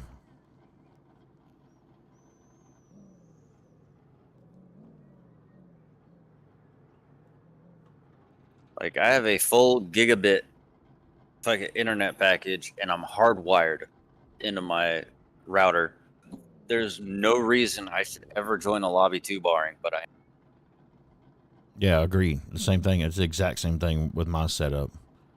But there are more than, you can connect to their servers as fast as you want to. Their servers have got to fucking handle it. You know what I mean? Yep. Like, as much as everybody wants new maps, like if you're not on PC, if you're a console player, you would like to have some new maps. And I would love new maps just in the game, right? So that we can share across platform new maps. But I would give up new maps for server upgrades every day of the week. Yes.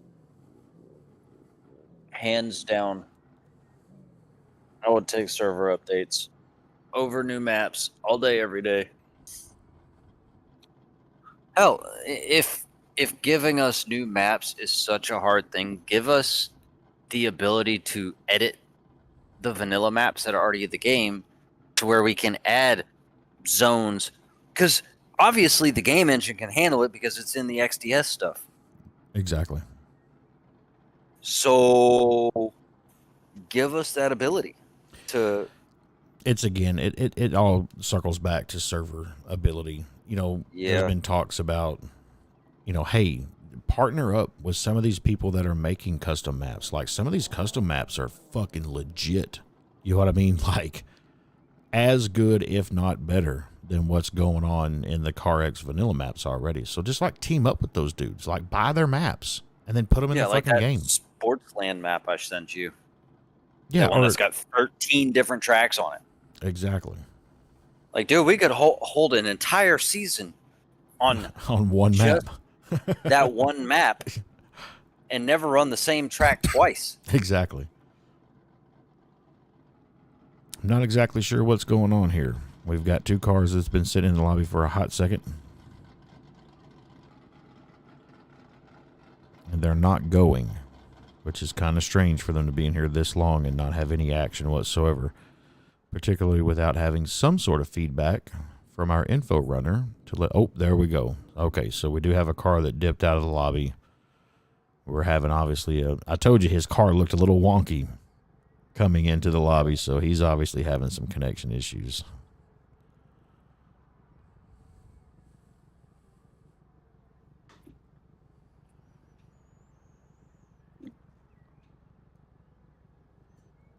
Wolfie is, oh, Riga.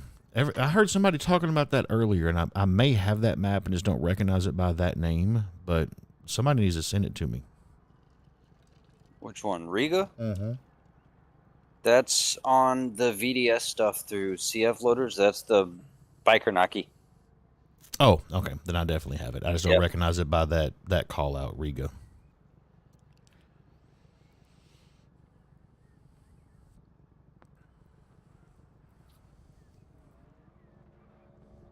Okay, so now we have a reset. That looks a lot better. Yeah, it's not twitchy. Yeah. There's a little bit of twitchiness going on right there. Homie might just be having some horrible internet service right now. Yeah. At some point, we're going to have to make a decision on that.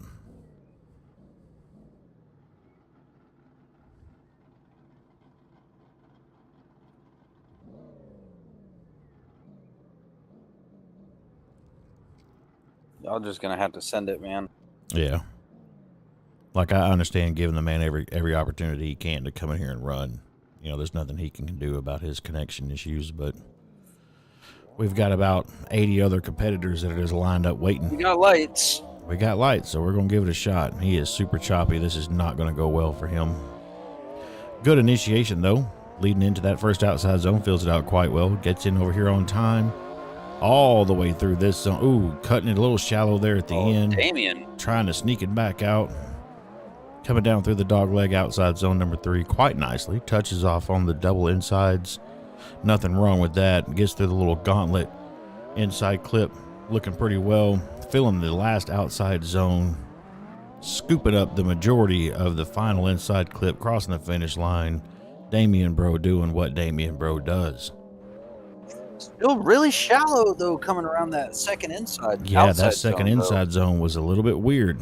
No doubt about it. He definitely could have filled that a little bit more. It's going to be a little bit more tricky here on the lead for Chief. Yeah. If he's having connection issues, this is a bummer because he actually did quite well in his first round. It's going to be difficult for Damien to chase as well. See the teleportation there? The super jiggly. He actually gets through the zone quite nice. No doubt about that. Gets into this second outside zone. Filling it out pretty well. Looks like things are smoothing out for him. Gets over into the dog leg outside zone number 3. Carries down through there quite well. Inside clip, looking good. Super choppy. Gets through the gauntlet, no problem there. Filling the final outside zone quite nicely. Digs in deep. Gets almost all of the final inside clip and crosses the finish line. Let's hope that this is enough. All on that door. Damien bro definitely was. His chase was legit. There's no doubt about that. I gotta say, because, and that's the one thing we can see from last run to this run. Damien had a much better proximity throughout the run, especially that last half compared to Chief. Indeed. If Which Chief kinda does goes move back forward through this, he's gonna have to get that internet checked. yeah, he's going to have to get that fixed up. Yeah, Because he's obviously got the skills. It's just connection issues could be his downfall. Yep. I'm gonna hit y'all with some B-roll real quick. Turn off these rolling clouds, are killing my frames. Yeah, that'll happen.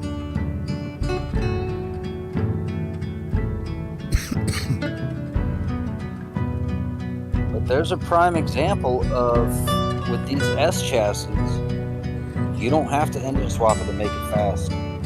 Realistically, the stock engine is better than any of the swaps for that chassis. Yeah, I don't disagree.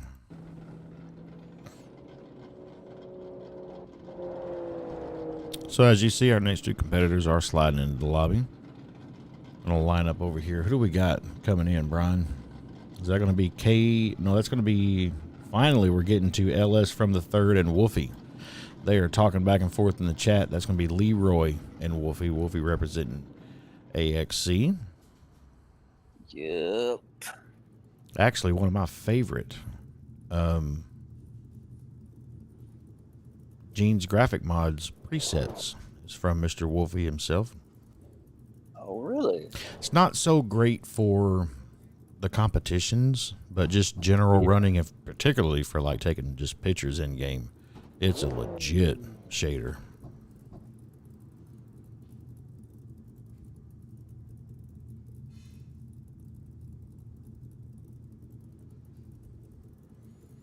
LS from the third in what might be the cleanest livery we've seen all night. Man says, give me a blue car, a number, and a few sponsors, and I'll go win some shit. Is also a recruit to S.O.G. Word. Yes, one of our newest recruits. If I'm not mistaken, I do remember seeing his name around the Discord. Honda Boy, I would hope Curdy is not your mom, because Man, I could what be. the fuck? If you want me to be, I could be.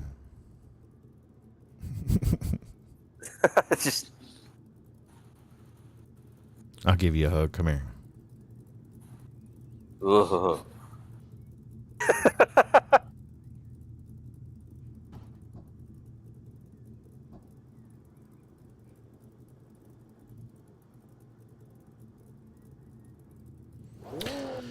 So,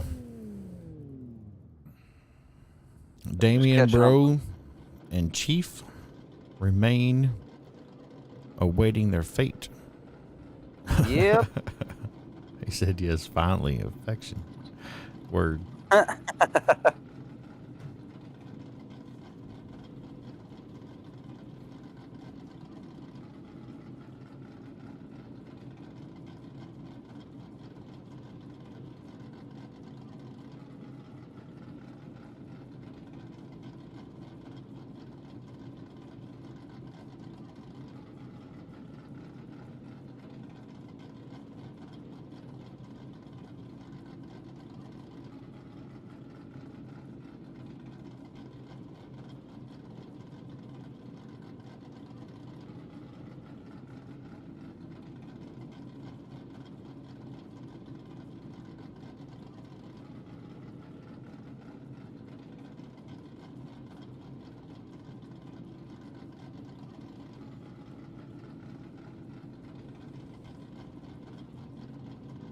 If only we could have an ear in the judging booth.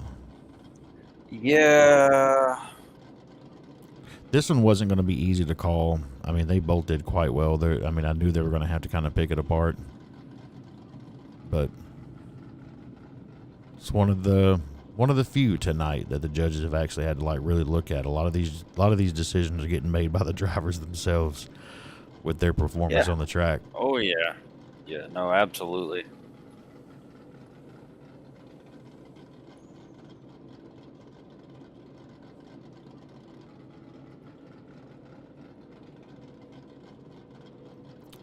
KJ Drift says we need a S2K in the game. What the fuck is a S2K? Honda S2000. Oh, okay. I identify as a motherfucker. So however you wanna take that. The hugs come the same though.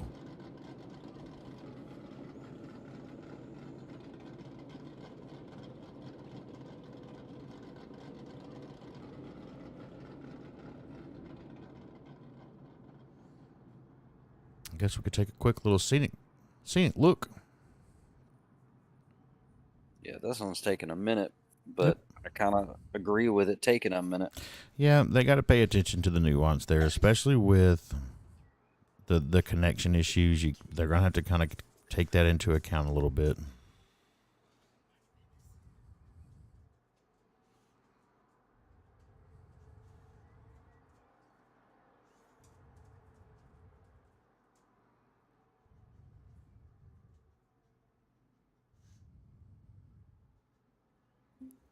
This poor shit's been wrecked.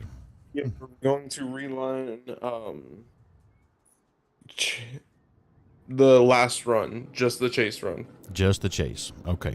So we're going to set them back up and do just the chase. I assume that's going to be because of some of the connection issues. Going to second that.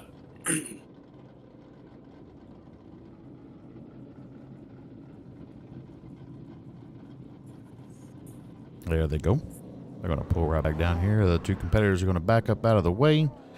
Set this up for a rerun. Maybe his internet it's still looking super choppy for him. That guy's just going to be struggle busting all night. Yeah, that's unfortunate, but kind of can't keep going back and back and back. Yeah, there'll be a line drawn at some point. I mean, I applaud the efforts of trying to give him every opportunity he can, but just driving back to here, he was already looks like he's playing at 8 frames.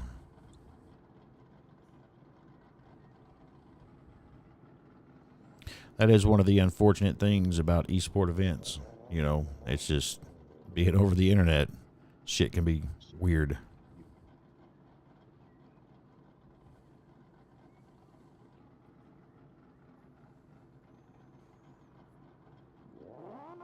We have lights. And then we're off. All right. Still twitchy as ever. Super twitchy. Damien, bro, coming Real right up on the late. door there. Getting through the zone, so I have to assume that it's not as bad for him on his end. Getting through the dogleg quite nicely, actually. Might have been a hint of a tire drop right there at the first inside clip. Gets through the gauntlet quite nice.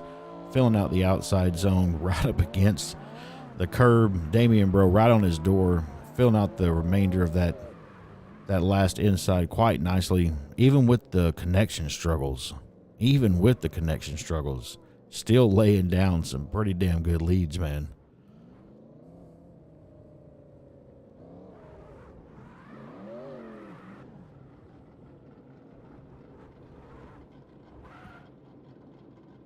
It's got to be super frustrating for Chief.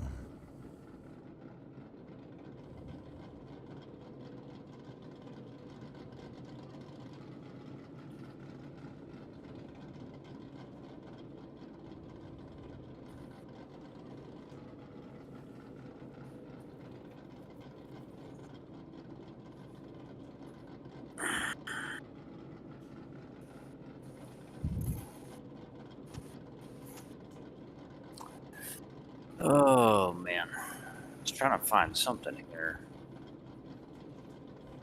What you trying to find? I feel like I got tagged in something, and then all of a sudden I can't find it. Either way, I still gotta send this. Killy's asking, what is an LS? I don't understand that either. I barely know shit about cars.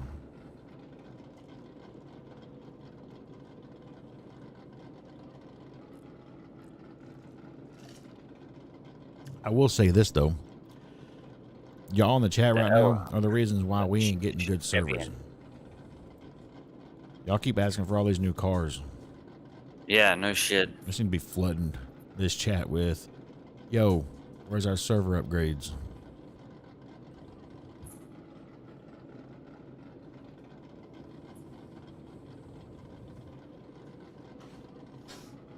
So explain to me what LS means. Why do we say LS?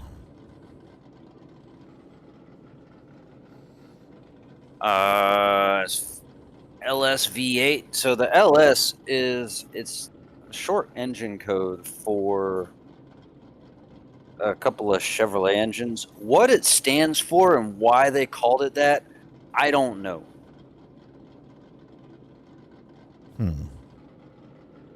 That's been my curiosity all along. I've known the LS means that you're swapping to a Chevy V8, right? But what the fuck is LS? Somebody knows that answer. It's part of the engine code. Like you got the LS3, the LS7, which I really don't know the difference. I'm also not a V8.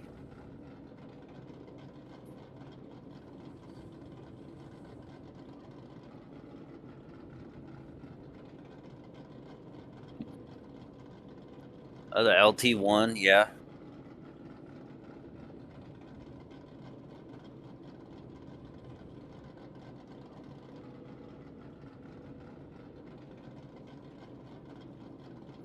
So Killy says luxury sport. LS engine is the colloquial name given to the third and fourth generation small block V8 engines used in General Motor vehicles. Still doesn't tell me what LS stands for. Yeah. Other than Killy saying luxury sport, which I'm kind of maybe. I mean, I don't know. I don't know enough to say no.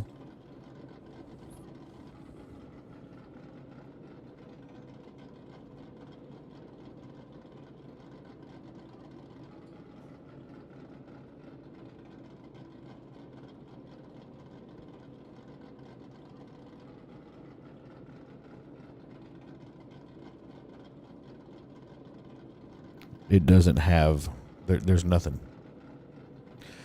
My wife's over here digging on the internet. She can't find a fucking thing. Yeah, Killy, that's what we're doing. And it's still all vague ass answers. Somebody somewhere knows LS stands for like Leonard Stewart or some bullshit.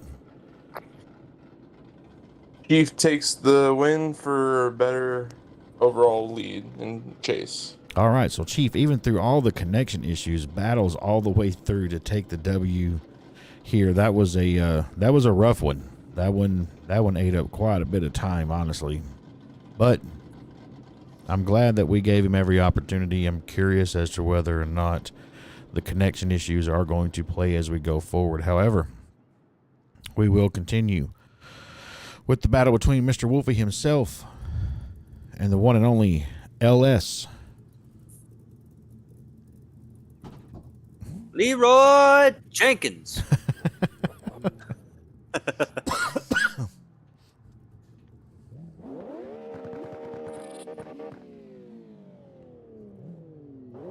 I do believe they are set to go.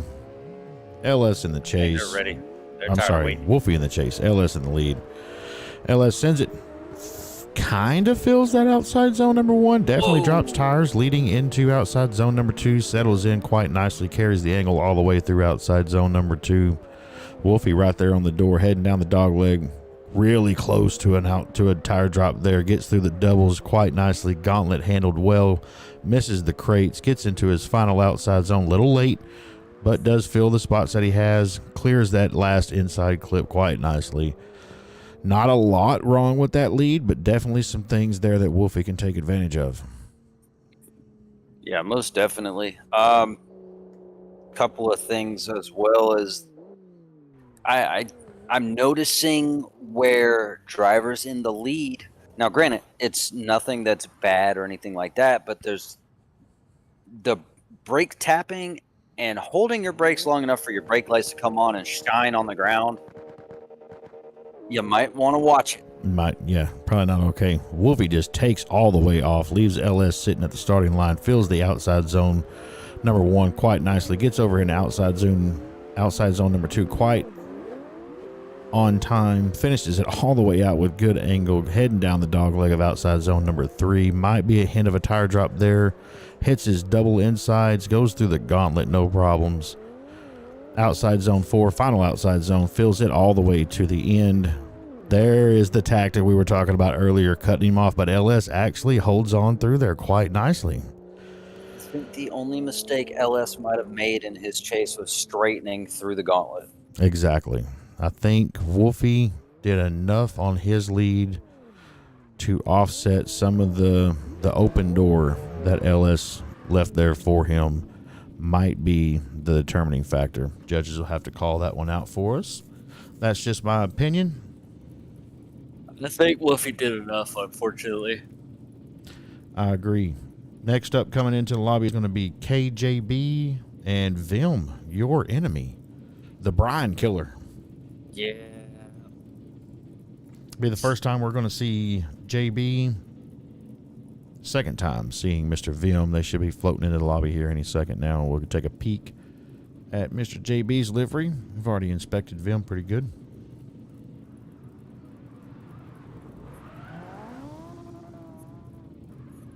Yeah, y'all got a real good look at that thing embarrassing the hell out of my car. You know what, Cricket? I absolutely agree. Technical garbage from engineers, 100%. Because Yes. S equals L and S equals S. Sure, why not? 19. It's a whole lot of letters and numbers that don't really go together. Right. Mr. Curdy, Yes, sir. Wolfie takes the dub due to LS on DQ on chase. Okay, I think Brian actually called that. Just flattening out there through the gauntlet, I guess is what we're going to call that all night. So Wolfie moves forward. We kind of figured it was going to go that way. Good showing, LS. Looking forward to seeing Wolfie going forward. Here's Vim lined up out here on the chase position, getting ready to take on Mr. JB in the Falcon livery in the lead position.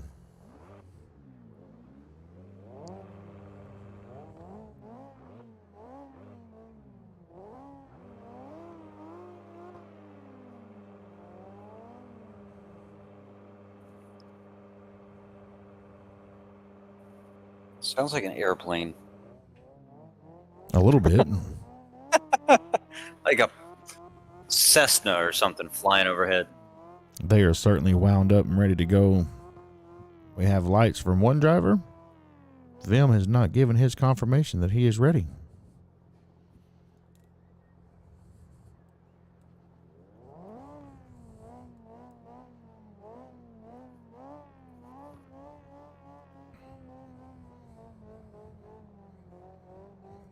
Is somebody still in the lobby that's not supposed to be there? Could very well be the case. Nope. Looks like the No. lobby has been cleared. Maybe we're waiting for some 2 bars to clear. That's a very good possibility there. I think this lobby might be dying. Yeah, I'm a little bit concerned about that myself. But this is the thing we can run into with multiple people jumping in and out at the same time. Yep, it's kind of a fine line, right? Like you gotta try to shorten this thing up, be a little bit more efficient with your ins and outs, but I don't think there's any perfect way to handle it. You just gotta try best you can. Oh, we must have had an issue with blue. Okay, so we're switching cone cars. Who do we got coning for us right now? Positive Vibes is jumping in, going to take care of things. That's how it should work.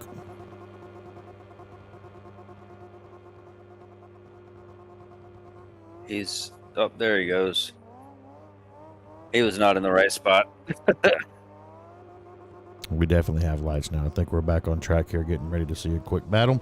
There we go. JB takes off in the lead position. D, really nice initiation. Little shallow through outside zone number 1. Gets over here in outside zone 2 quite late. Just now really filling it in. About half of that zone really wasn't on time. Switching back over to outside zone number 3, heading down the dog leg. Super late into that one as well. Takes care of the doubles, except that second one. He had a good tire drop on that one. Gets through the gauntlet quite nice. Heading over here into outside zone number 4. Gets through there quite nicely. Finishes off through the inside clip the way you're supposed to. Almost over rotates right before the end, but keeps it together. Proximity from Vim. Quite nice all the way through that entire chase, to be honest with you. trade So, sides and public. do it again. All right, Curdy, real quick, can you have the next two come in when these get to judge, please? Can 'Cause I? don't have it on the bracket. No, sir, I cannot. Okay. Just should be able to. I think Brian's going to help you out. Yeah. All right, thank you. Yep. Okay. Something must have happened. Yeah, don't know what happened with Blue. Maybe he had a hardware issue or something. Maybe an internet issue. I'm sure he's scrambling to try to figure it out. But right now, we're going to send these next two cars again. Vim just takes off. Fills all the way through inside zone. Little contact there from JB heading into outside zone number 2. Vim recovers quite nicely. Finishes that zone out.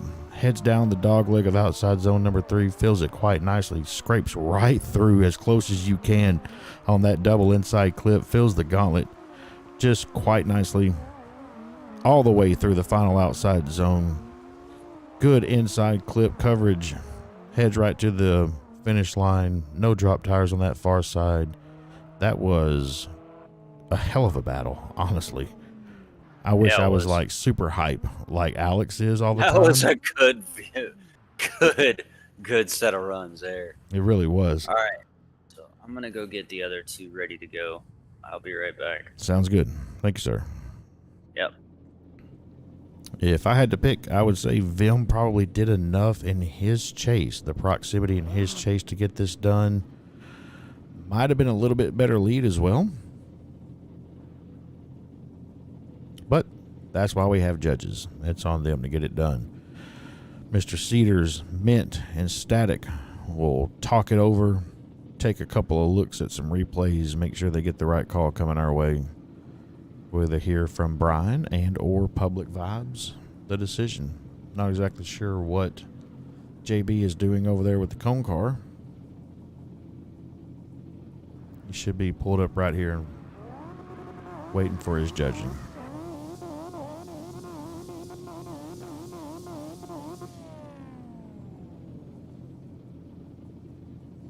As we await the decision, Brian is over there in the Comp VC right now, having a quick conversation with Mr. Timber and Eureka.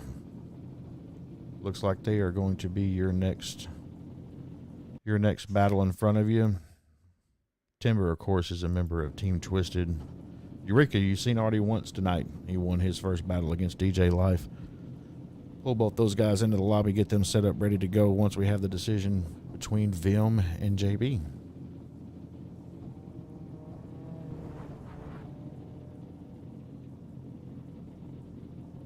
If that is where Blue went, I had to have a talk to that young man. Learn him how life really works.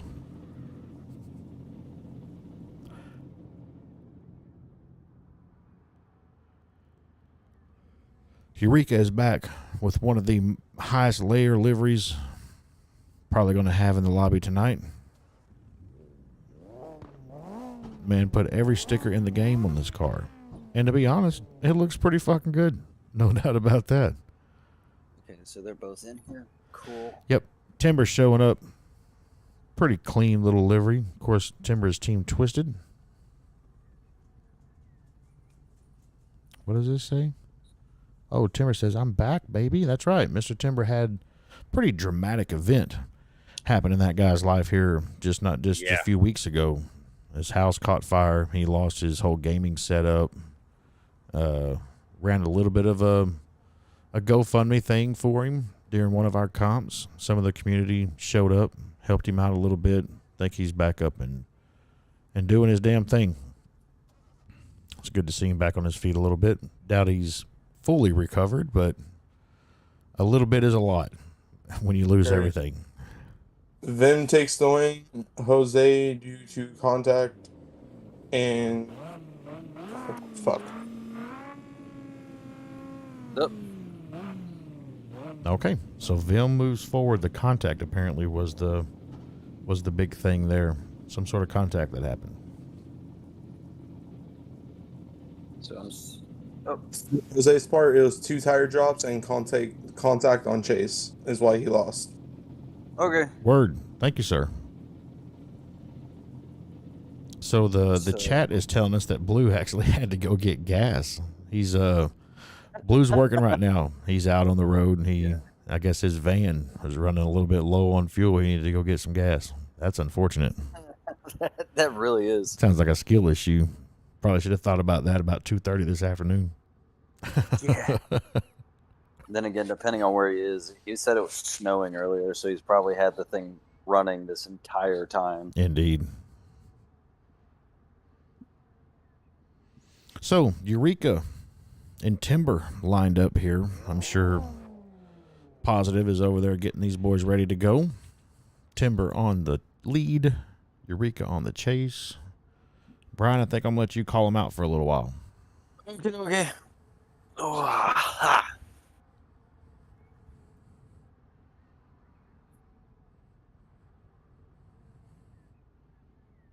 Definitely a Okay. skill issue from Blue. Yep.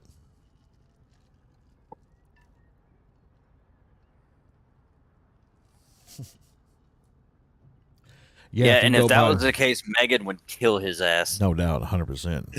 I mean, I'd help her. I'd plan the shit. Yeah.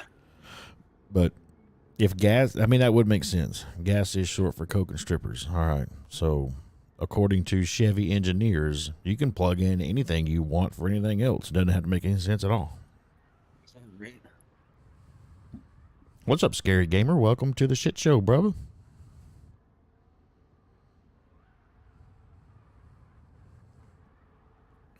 Wow, sounds like we got somebody doing donuts. It does seem that way. JB's a little bit heavy on the throttle.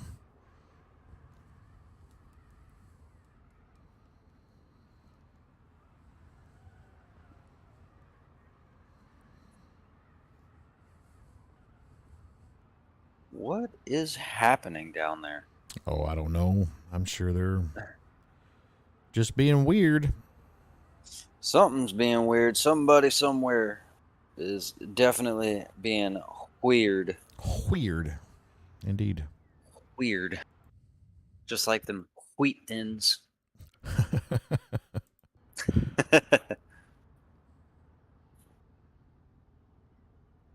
Damn. Blues old lady just coming in the chat, setting him on fire.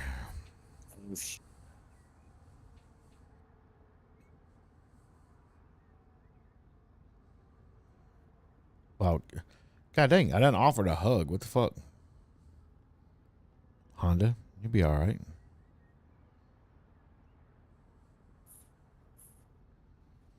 I'm wondering if we're not getting some sort of a recognition of the call being a little weird, because they're still sitting down there. Obviously, we don't field full protests until we reach our top 16.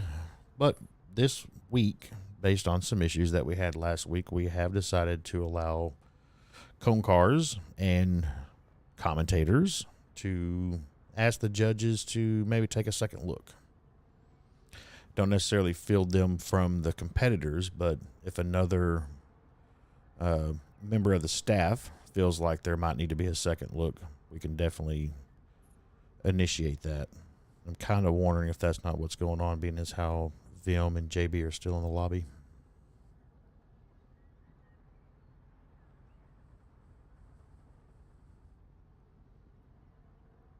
I did see a picture, Cricket. Somebody posted something in our Discord that was like, don't mind the big truck just flying through the damn sky in the background.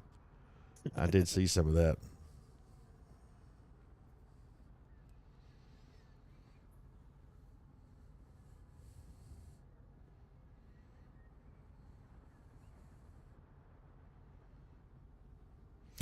Yeah, man, like I said, I tried to mention it to you last week. You know, bring things to our attention. We're not above retribution. You know what I mean? We're willing to learn from our mistakes and try to get better. There's definitely the group here that's running this show. Is the whole goal here is to put on the best possible drift championship that we can, that is fair, honest, and open to basically anybody. And it's a lot, man. There's a lot going on behind the scene. What you got? Sorry. After reviewing the protest on it, Jose actually DQ'd on his lead run by crossing double yellow with tire drop. Okay, that's what we saw. That's what Yep. me and Brian saw, and coming in the He just entrance reviewed it into because he protested it, and that's what he had just seen. right on. Okay, yeah, that's the call that we saw in the moment. I'm glad that we got to look at that, get the call right, even if it's the same result. Let's get the call right. You know what I mean? So All that's a W. Thank you, sir. All right. Oh, I'm gonna send off the next ones for All you. right, man. Keep it up, brother. You're doing a great job. You go. So them still won it.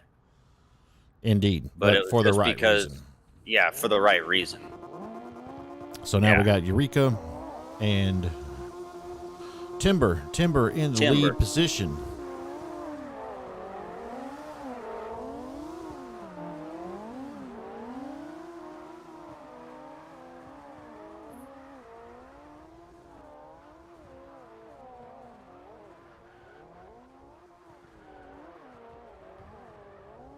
Interesting chase run here by Eureka. Sorry, I kind of got lost in what was going on in the chase run, but Timber's laying down a solid lead run back here. Absolutely. All the way through. I have to apologize because I was watching what was going on with Eureka's car back there, and I just got dumbfounded. Yeah, it was definitely weird. wasn't it? really at a loss for words as to what was going on with his car, because it did not look like a natural car movement at all. So I want to apologize to our chat here. I am sorry, guys, but we're going to re-rack and turn it around again. Eureka's going to be in the lead this time. Timber in the chase. We got a lot of rev banging, waiting for lights. We got lights. And 3, 2, 1, go. Coming down to initiation here. A solid initiation by Eureka there. A little shallow, kind of cuts it off short, coming into outside zone 2. All the way out there on the outer edge of that one. All the way around. Very nicely done there. Really shallow through that dog leg. Comes in late. Gets that inner 2, 3. Yeah, he clears all 3 of those inside zones. Oh, big straighten though. And a heavy decel by Eureka. That's going to be what pretty much going to call the end of it for his run here. That was a heavy decel by Eureka to cause that collision. Timber had nowhere to go.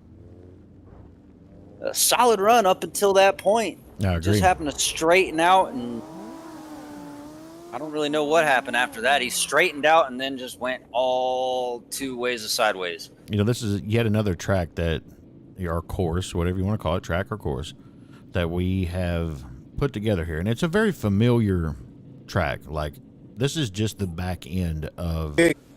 Yes, sir. Timber wins. Eureka DQ'd on Chase. All right. Brian called it as it happened. But yeah, what I was saying there just a second ago, I mean, it's the back end of the long circuit here on East Touge, right? If you run the long circuit, this is basically the tail end of it, right? Leading back up to your starting position. So after you come off the short track, you're going to come right through this section. You know, it's just the tandem line that gets ran on this map a lot. So A million times a day. the difference is that there's specific zones that you have to hit now, right? Everything tightens up a little bit. You can't be quite as floaty. But this is another track where the front half of it is just, I mean, grab a gear and let it eat. You know what I mean? The first half of this track is that. The back end of it, though, is very technical. You really have to have the ability to control your car with gearing, body braking. I mean, it's very technical right there at the very end. So transitioning from those 2 things is where we're going to see some people just don't have the skill set to get that done. It's not necessarily a knock on, you know, their overall skills, right? If they're running this line just in a tandem lobby, I'm sure they're fun to chase and they're fun to have chasing you. But when you really start cutting it down into very technical expectations of your run, it can get kind of wild and nerve-wracking there on the back end of this thing. Yeah. Oh, it does. It gets rowdy. And this here is going to be Honda Boy. Honda Boy and Miss Mariah. Miss Mariah carrying over from the first round due to the DQ of a sneaky snake. Yep. So let's hope Mariah can improve upon her last runs. Yeah, it was a little wild, wasn't it? It was wonky at best. Blue is back. He's got gas. Blue is back. Good to see old boy Blue back in the number 12. New Baca livery looking good. It really is, ain't it? It's like a burnt gold. Yeah. That shit's kind of fire, honestly. That's clean. I like it. Fitment on point. Matte black. Yeah. I'm a fan. Yeah. W livery right there, folks.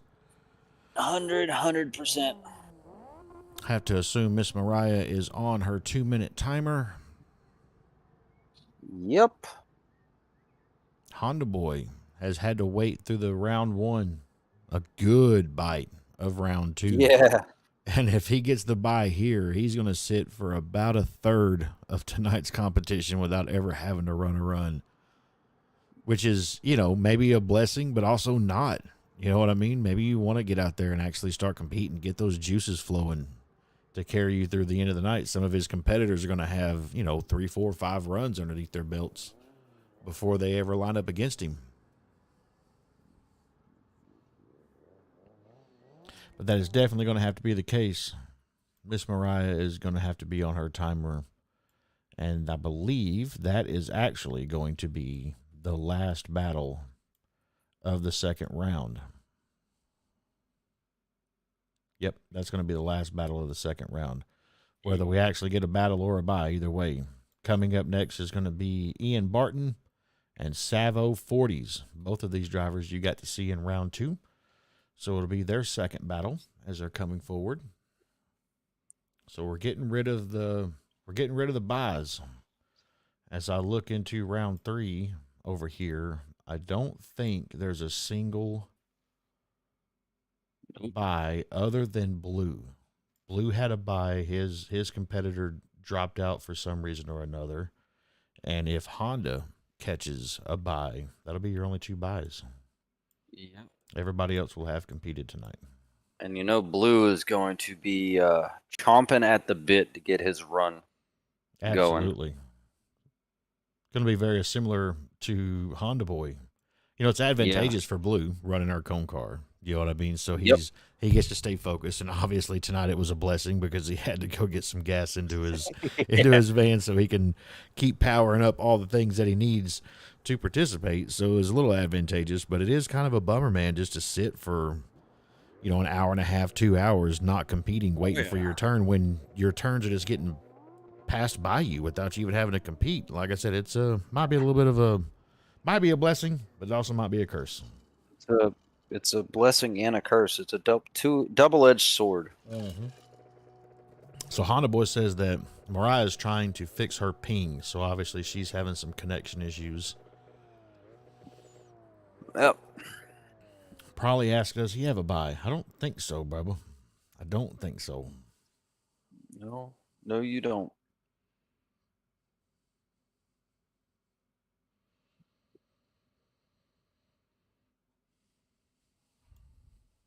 There's Miss Mariah coming into the lobby. Apparently she got her ping issues figured out. Going to line up in the chase position. Let you call it out, Brian. All right. Mariah in the chase. Honda Boy in the lead. They're backed up kind of far away from that starting point, ain't they? Yeah, I mean, I guess the starting point's a starting point. I mean, you have to be there. I guess so. We got lights.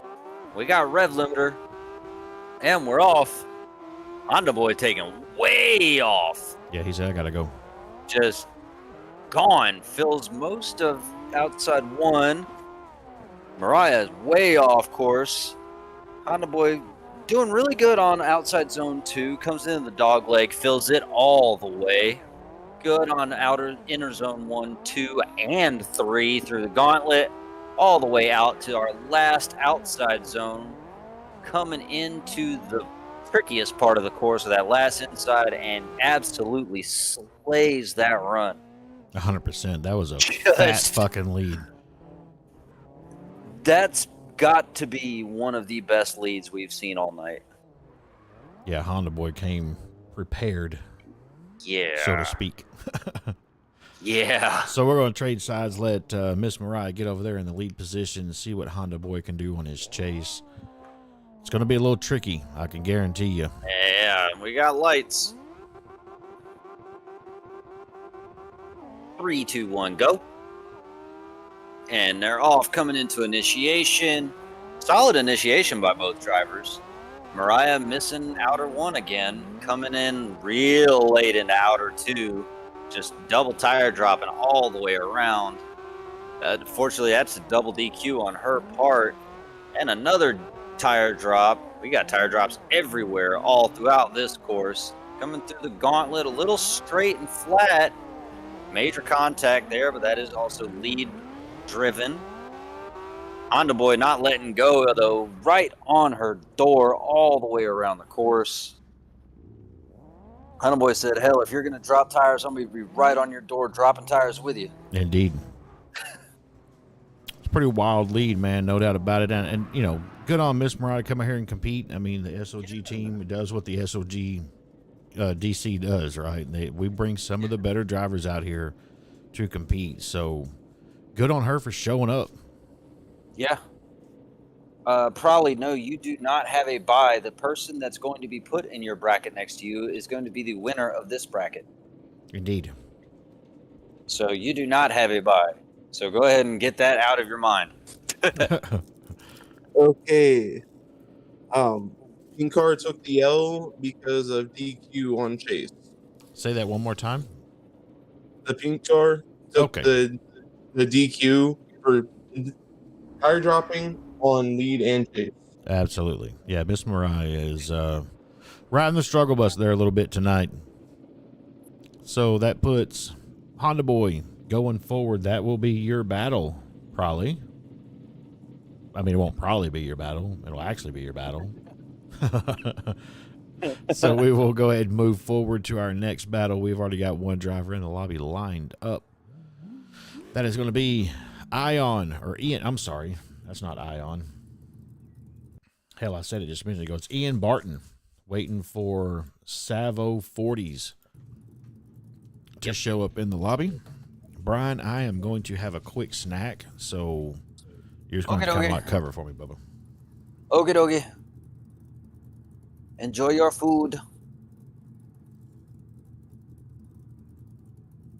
So while we are waiting, and I am yawning, I am sorry, guys.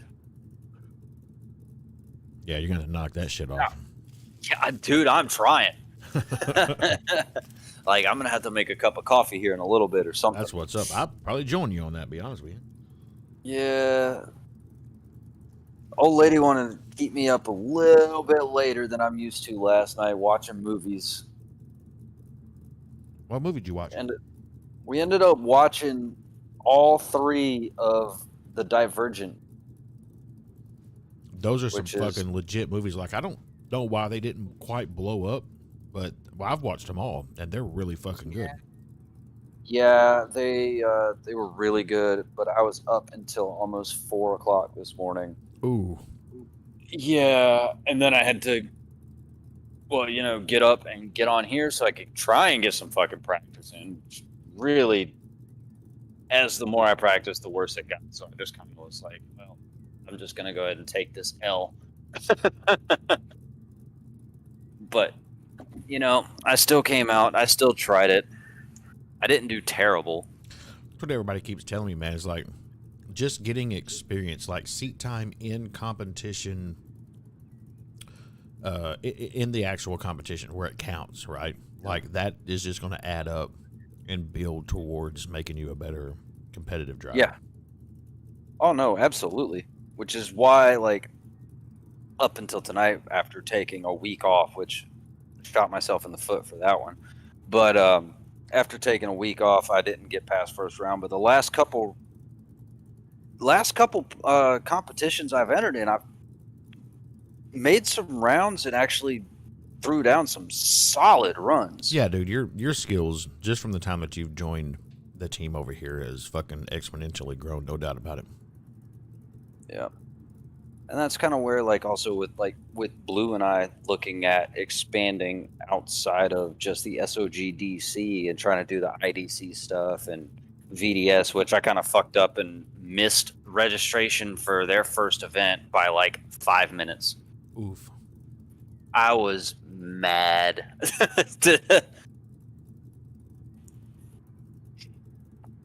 Now, granted, I might not have ever even made it past qualifying, but it still would have been better than not showing up at all. Yeah, it would have been nice to know, right? Get some confirmation. Okay, we do have Mr. Ian Barton dipping out of the lobby, I have to assume. Here we go. DQ for Savo? Savo, Yep. thank Indeed. the brackets more. Word. So, yeah, Savo didn't make it in on time. That just moves us right forward into the bracket. So, round 3, your first battle is just that easy. All he had to do was show up in the lobby and takes a W. Go up. KJ Drift and Nightmare. Nightmare is one that got kind of pushed through because of a no-show. Yep. Misfit didn't show up for Nightmare. So, He's over here. explain this one to me. How in the hell has our bracket gotten byruns tonight? Mm-hmm. At least 5. I feel like I got fucked. I got put up against one of the 2 heaviest hitters in this fucking bracket. Well, 3 really, because Pibb is still in here. Hell yeah. But so you got Pibb, Vim, and Blue. Yeah. Everybody else has been like, it's been hit or miss. I get put up against one of the 3 most solid players in CarX. All right, and they're off. KJ in the lead, Nightmare and Chase.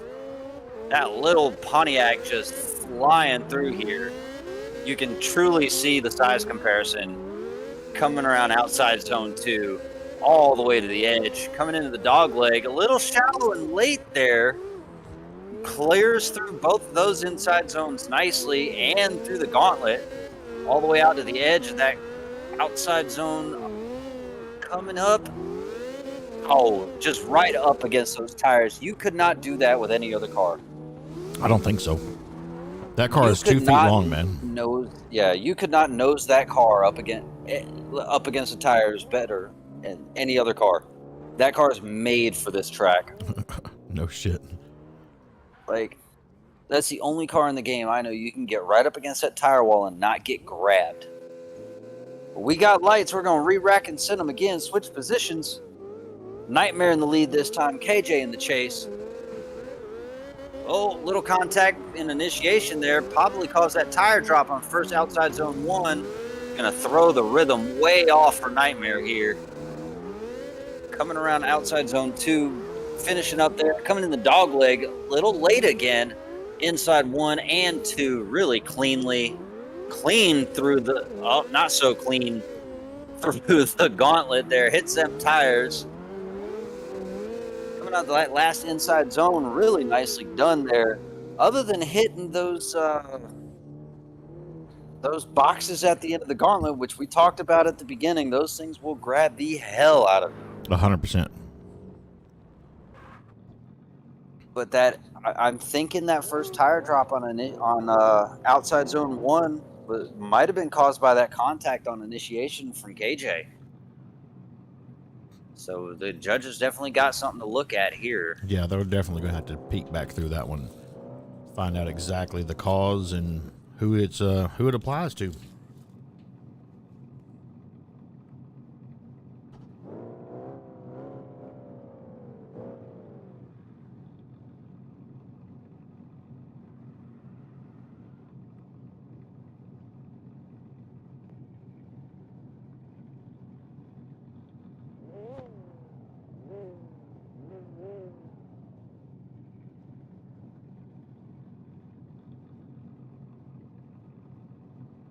But we are going to wait and see what the judges saw, who they find at fault for certain things. Either way, I do believe that KJ might have this one. They both kind of, they didn't show their best runs here, that's for sure. No, KJ's previous runs were better than what he just put down. Yeah, and this is the first time we're seeing Nightmare run, actually, so. Yeah. I haven't seen him or her, whoever it happens to be, in any practice lobbies this week, so I don't know exactly what their skill set is. But we've definitely seen better runs throughout the night from other drivers, and like you said, I believe the first runs that KJ threw down were a little bit better than that. Yeah.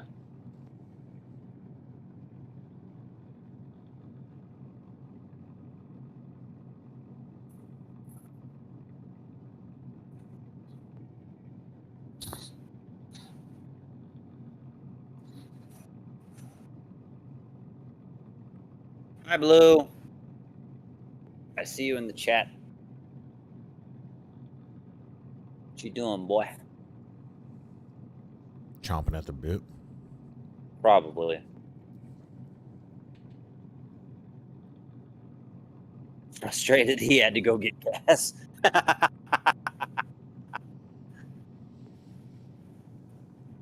100%. I have no doubt that Not at all. more I'm than a few frustrated. expletives were said very loudly Oh, yeah. when what I like to call the idiot light comes on.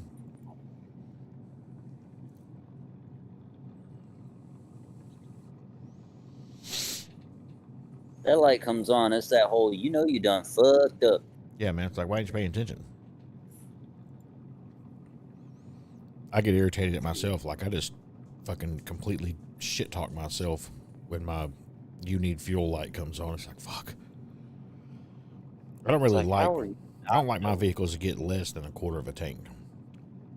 Yeah. I've been stuck on the side of the road one time in my whole life for running out of gas, and I made a promise to myself that ain't going to happen again. Yeah, no, I've made the same promise because I had it happen one time in my entire life. Never, ever, ever, ever, ever want that to happen ever again because that was embarrassing. I got super close here, like, well, it was about 2 years ago. I was on the phone with my wife, and we were having a big, long husband-wife conversation while I was driving to work. And the light came on, and I'm like, oh, shit, I got to go get fucking gas. And I started looking, and I was in the middle of fucking nowhere. There was just nowhere to be. Yeah. And I drove and drove and drove, and I kept going. There was a gas station. I saw it, like, yes, fuck yeah. Like, I was really close. Like, the little meter on my dash was like, you got 4 miles to go right before your shit is empty. I've been there. I pulled off. Fucking gas station was closed. Pumps were turned off. Tried to get back up on the highway, and when I finally, like, 6 miles down the road, my shit said that I had 0 miles to go for a hot second. When I pulled in there, I have a 23-gallon tank on my truck. It took 23.5 gallons, which means I was dead fucking empty. I was running on fumes, bro. You hit that reserve tank.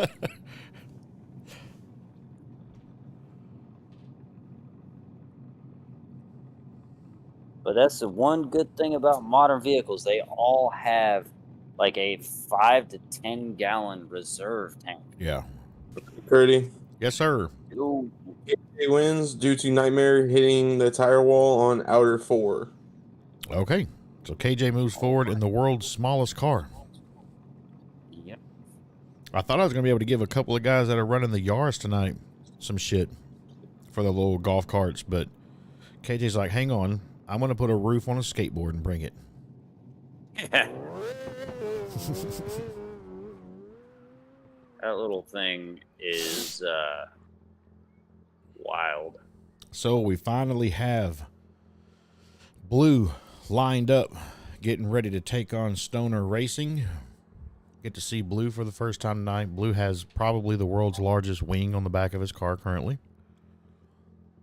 He's been running that a lot recently. You're seeing him more and more, man. From what I hear, with the new physics updates that they dropped, the spoilers works. Yeah, they actually have an effect on the downforce of the back of the car. So I got a feeling as people start to figure that out, we're going to see more and more of that. Yep. Like, I noticed a difference from taking the little ducktail that I've got off and then putting it back on. Like, there is a huge difference. Yeah, I need to do some testing of my own with mine because that's typically what I run is little ducktails or duck bills, whatever the fuck they call them. That's my typical. It's the style that I like, right? It's the look that I prefer. But I need to start experimenting with some different spoilers and see if I can't get a little better performance. So Blue might, he's in the waiting position for Stoner Racing to get in here. That is going to be unfortunate if he has to turn right around and go back to being Cone Car without having to fucking battle somebody. I am quite positive that Blue would actually like to compete. Yeah, I think he'd rather run, to be perfectly honest with you.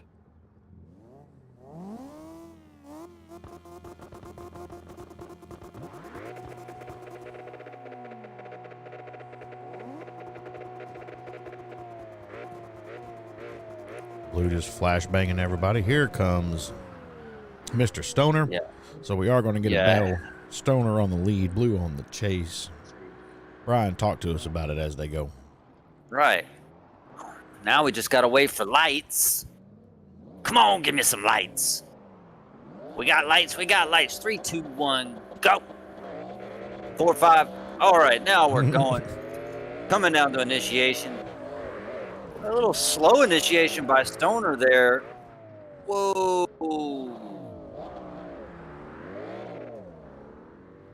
Was that Stoner over rotating, or was that contact? Was that lag? Let's see how they line up. Blue seems to think that was skill issue from Stoner. Stoner seems to agree. Yep. So we're gonna re-rack them, switch positions. 3, 2, 1, go. Or not. Lights. 3, 2, 1, go. 5, 6, 7, go. 8, 9. All right. Coming into initiation, Blue just takes right the fuck off, says, I got places to go. Let me go ahead and hand you this real fast. All the way out to outer zone 2, right to the edge of that white line, all the way around to the end. Coming into the dog leg, comes out. Really nice entry into that dog leg. 1 and 2 inside clips, very nicely done. Coming through the gauntlet, perfect.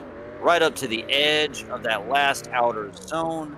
Coming through the trickiest part of the corner there. I don't know what to call that, but a solid lead run by Blue. Good chase up until dropping tires there at the finish line by Stoner Racing too. Indeed. And I'm curious to see what the judges think about that over rotation. Yep. I'm going to actually scroll back and see if I can't look at it, because I wouldn't think that is contact, but maybe. I'm watching. I think the contact happened like right as he was spinning. Nope, that was as he was spinning. He was 90 degrees beforehand. Like there was no way he was recovering that. Watch. Coming around, already around, and then bap, bap. Absolutely. Yep, I see that. Yeah, now. no. That hands down 100% Stoner's fault. Yep, that's unfortunate. Stoner had some pretty good runs, if I remember right, from the Yeah, he did. Vim, why couldn't you do that on my run with you then, fool? God. Go to bed. Could have just stayed in bed. I'm messing, man. It was good runs.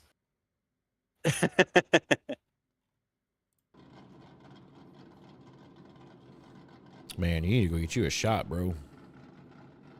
Pull you a double, son. Yeah, no kidding.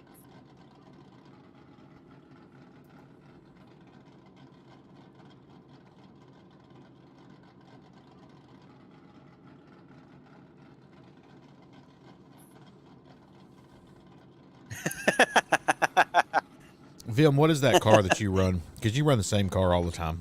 What's the make and model? 280Z. Oh, is that what it is? 240Z, yeah.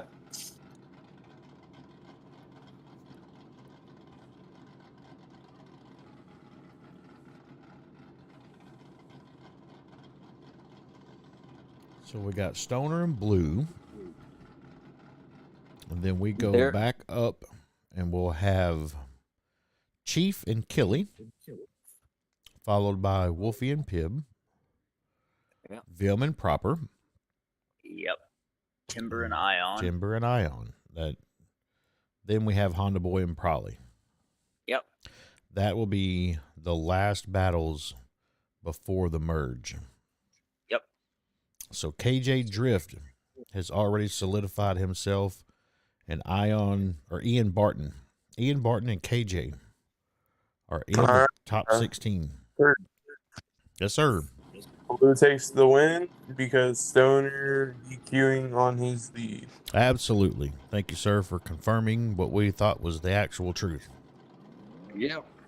And I can give everybody a little insight what those judges were doing. They were doing exactly what Curdy and I were doing.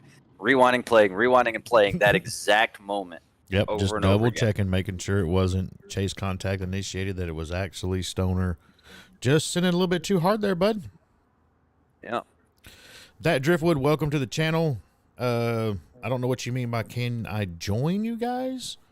But if you peep the bottom of the stream, it will roll around. There is a Discord link right there. It is discord.gg/Savage Outlawz Gaming. Head over there. You can jump into the Discord. There it is right there on your screen. Jump into the Discord and react to the rules. It'll automatically assign you a role to where you can see the sign up for this drift championship. And then, yes, you absolutely can participate. Next week. We also have open recruitment right now. So if you're looking to join a drift team, go to that exact same server. Take a peek at the application channel. Send in an application. We'll talk to you about it. Hi, Megan. Yeah, Cricket. It's going a little bit quicker tonight, man. It's really not that bad. We were talking about that earlier this week. It's like we're going to have a couple of things in place, right? We're going to cull the field a little bit by being a little bit more strict on the, on the spec checks. So we'll cull down the field a little bit, most likely. Secondarily, the judging we've had some pretty good discussions with the judges on what we expect out of them for the calls that they need to make.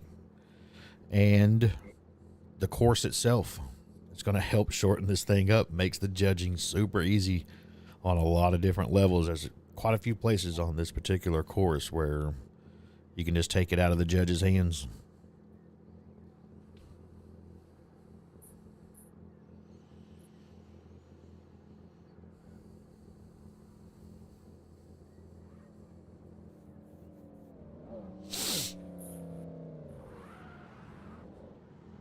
Has anybody got an eye on the other comp, where they're at? I need to take a look at their bracket here in a minute to see where they're at, but I'm watching it currently. Gotcha.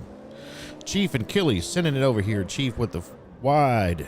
Nice. Filling that zone quite well. Might have just snuck the tire on this side of it, going into the outside zone number 2, filling it out quite well. Seems to have his connection issues taken care of. Sliding into outside zone number 3, heading down the dog leg, filled that out zone quite well, actually hitting the doubles, dropped a tire for sure on that second, comes through the gauntlet on time and without slapping that inside barrier. Outside zone number 4 looking good through there, finishing off with the devil's elbow, gets through there without getting fucking caught up quite well. I'm glad to see Chief got his connection issues buttoned up. Same. He's been killing his runs. I'd hate to see him struggle through internet issues. I'm glad that he got that cleaned up. So we're going to flip sides. Killy's going to go over there in the lead. Chief is going to follow him in the chase. They are ready to go. Nice initiation from Killy, filling his zone quite well. Might have got out of it a little bit early, but gets into inside or outside zone number 2 just like he's supposed to, filling it all the way out. Right up against the white line there at the end, carrying the angle into the dog leg, which is what you got to do to get down the hill here to fill that zone completely. Might have had a tire drop right there, same as Chief earlier. Little flat through the gauntlet. That was a weird zone. Tapped the tires there as he enters to the final outside zone. Kind of a little skinny on the final inside. Little skinny coming through there, so might have to dig back through that one bit by bit. But I feel like just the knee-jerk reaction, I feel like Chief's lead was a little bit cleaner. Their both of their chases were pretty nice. I think those two will wash, but I feel like Chief's lead was just a little bit more on point. It's just one man's opinion. Yeah. So it looks like they're about par for where we're at. One, two, three, 4 more runs to go to fill their final 8. All right. We have 1, 2, 3, 4, and 1 currently. So 4, 5, including the current one. So yeah, they might be 1 ahead of us. All right. That's a But we good deal. did get a slightly later start than they did. Mr. Pillow over there streaming number 2 comp for us tonight. First time he's streaming it. Him and S.O.G. Daddy got their PC this week. Got him all set up with the streaming software, all the bits and bobs that he needs to get that going. He's pretty excited about being able to participate in that. So I'm sure he's killing it. Yeah. I'm excited for them to have that. Not only that, just for the simple fact that, like, as much as I know Mac likes to do liveries, Yeah. I am super excited to be doing some collaboration livery stuff with her. No doubt.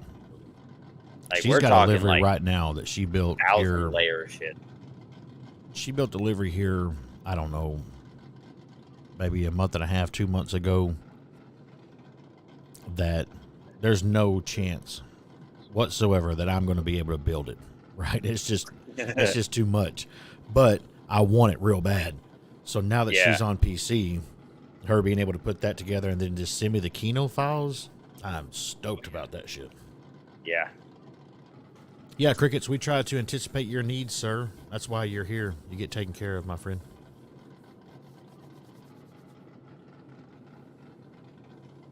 Speaking of Mac, I kind of want to look over. and Yeah. see- How's her runs going? She's competing tonight, huh? I thought she was, That was the rumor anyways. but I've seen her in the judging booth the entire. Nope. The person that they're running right now Okay. beat her. Killy takes the win. Chief takes the win due to Killy hitting the wall on outer 4. Hitting the wall on outer 4. Okay. I think we felt like that was going to be the call. I think we anticipated Chief's lead being a little bit better. So Chief is going to move on. He has overcome everything that's been thrown at him tonight. Connection issues, skill issues, you name it. The man just keeps on fighting, crawling his way up. He has solidified himself in the top 16. Don't know exactly who he's going to be battling yet because we will rack it at the top 16. Reorder it. But right now we got Wolfie lined up. I'm sorry, Pibb lined up in the chase position. Chase. Wolfie lined up in the lead position. I'll let you call it, Brian. Oh my lord, I'm not ready. I don't think my heart can take it. Yeah, I'm expecting this one to be. Boy, this is going to be credit card swipe city. Yeah, abso-fucking-lutely. Pibb is one of the smoothest drivers that I've ever chased. Like, he just legit smooth with it. And Wolfie is no joke his damn self. So, yeah, this one should be a hell of a battle.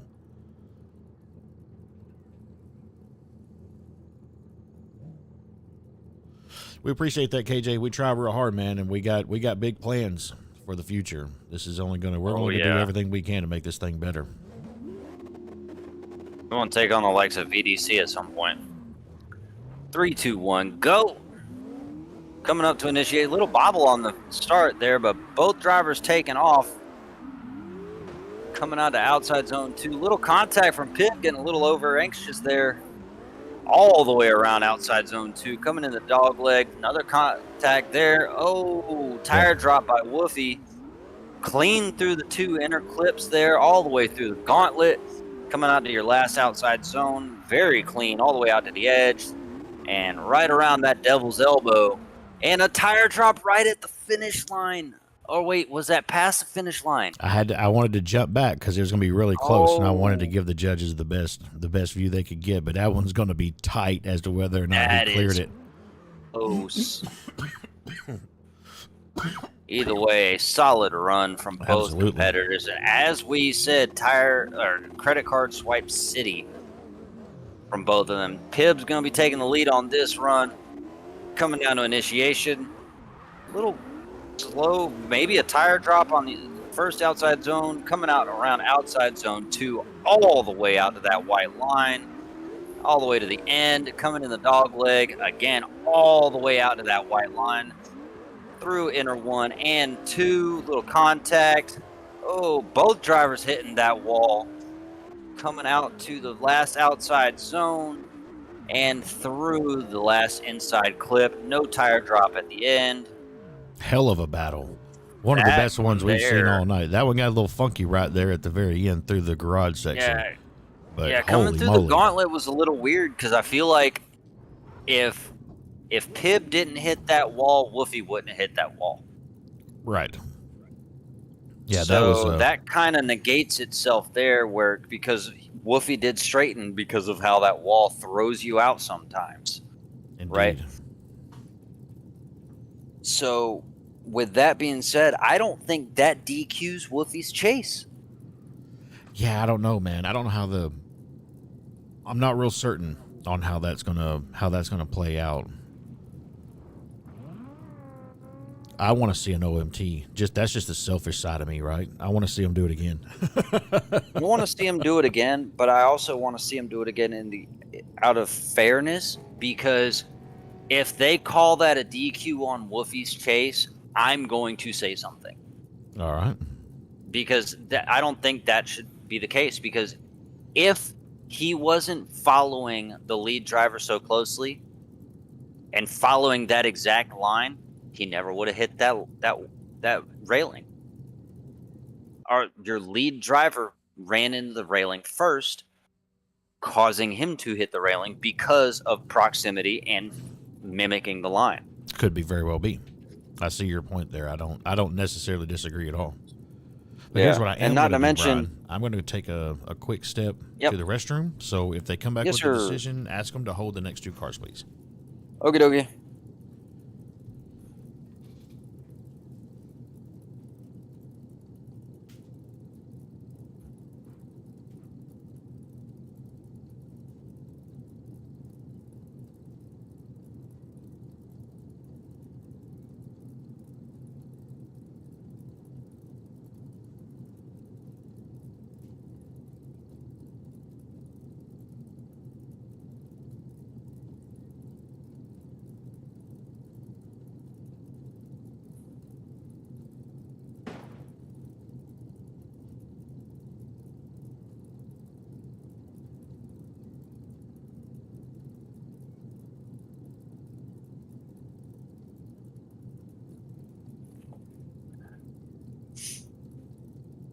Yo. Alright. 30. Pibb takes the win due to Wolfie DQing her chase. Hold on. Don't send the next 2. Hold your thought, because I actually don't agree with that call. I kind of feel like that could have gone the other way. So stand by, okay? Okay, I'll go and tell Alright. Blue. Yep. Give me a second.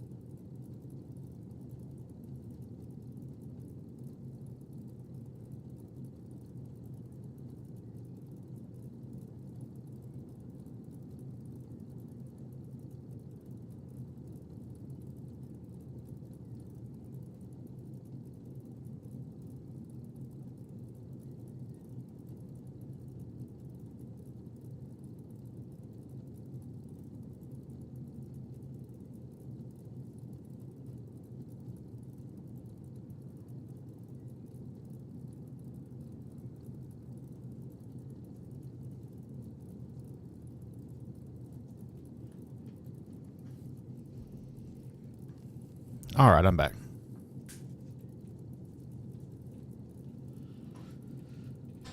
No decision yet, huh?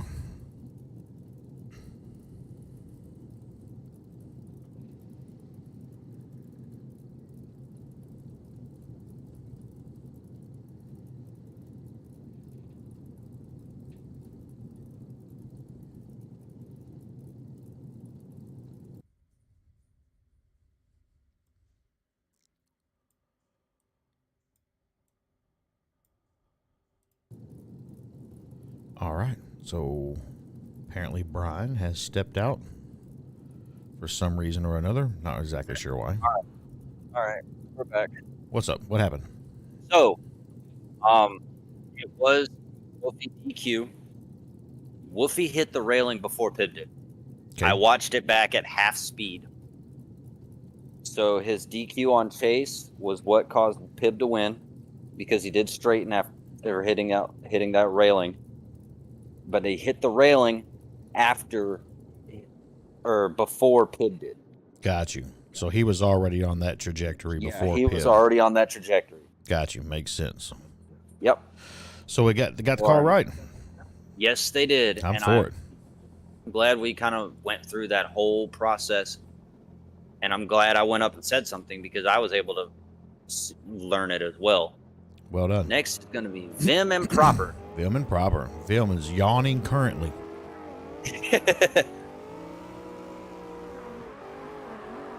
Vim full send to that outside zone, filled it all the way out. Coming over here to the second outside zone, filling it quite nicely and on time. Proper right on the door. Getting down through the dog leg, a little late getting down through there, Vim. Coming through the doubles, knocks those out quite nicely. Gets through the gauntlet, no trouble whatsoever. Heading over to the final outside zone, number 4. Sliding through there right up against the curb, filling the inside clip. Does not drop a tire all the way at the finish. A hell of a lead and a damn good chase. Yeah, no kidding. And I'm going to tell you, from experience, that little car is hard to keep up with. It really is, man. I've tried on more than one occasion. You found out earlier tonight, and I've done it in practice with that kid before. That is not the easiest thing to keep up with. No, it is stupidly fast, and it really shouldn't be as fast as it is. So we're going to trade sides, let Proper see what he can do on his lead, see if Vim can keep a similar proximity. Proper sends it into his initiation, fills outside zone, comes out a little bit early, but gets over here into outside zone too late. Oh, definitely dropped a tire right there. That's unfortunate. Shallow through the remainder of it. Heading down into outside zone number 3, misses the majority of it. I think he's just gotten off schedule. He's gotten out of his groove, super flat through there with a wall tap. Coming into the final outside zone number 4. Not too bad through there. Vim right on the door, though, finishes out the final outside zone, or final inside zone number 3. That was rough, Vim man. was pushing him through most of that. There's a lot of pressure. He was like just right there pushing him. Definitely a lot of pressure. I think Proper got off schedule there. Oh, yeah. In his entry into outside zone number 2 and just never really got back on time, man. Yep. No, 100%. That was, to be perfectly honest, Vim did nothing wrong. Vim was not overly aggressive. He was just putting that pressure like you're supposed to in the chase position, and just caused the lead driver to just foul up. That's it. Okay. Vim takes the win. Proper DQ'd on lead. I think that's about how we saw it. Yes, sir. So Vim moves forward. right. Sorry, buddy. You're going to have to stay up a little bit longer. You're going to get to that top 16. Keep on going, Bubba. I got faith. Rolling into the lobby right now is Timber. Timber and Ion. Ion. Aye, Captain. Timber's definitely in the lobby waiting for Ion to get in here. It's funny because on the side of his car it says ION, like Ion. But in the bracket it's I, as in your eyeball. EYEON. My eyeball is on. Exactly. So he is, okay, look, I see him down there.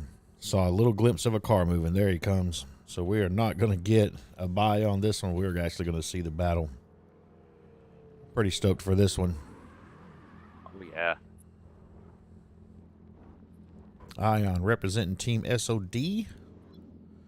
And Timber representing Team Twisted.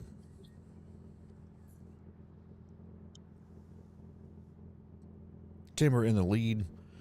Ion in the chase. We have lights. 3, 2, 1, go! There they go. Timber coming down up. here. Go ahead, Brian. All right, come through initiation all the way out to outer zone 1.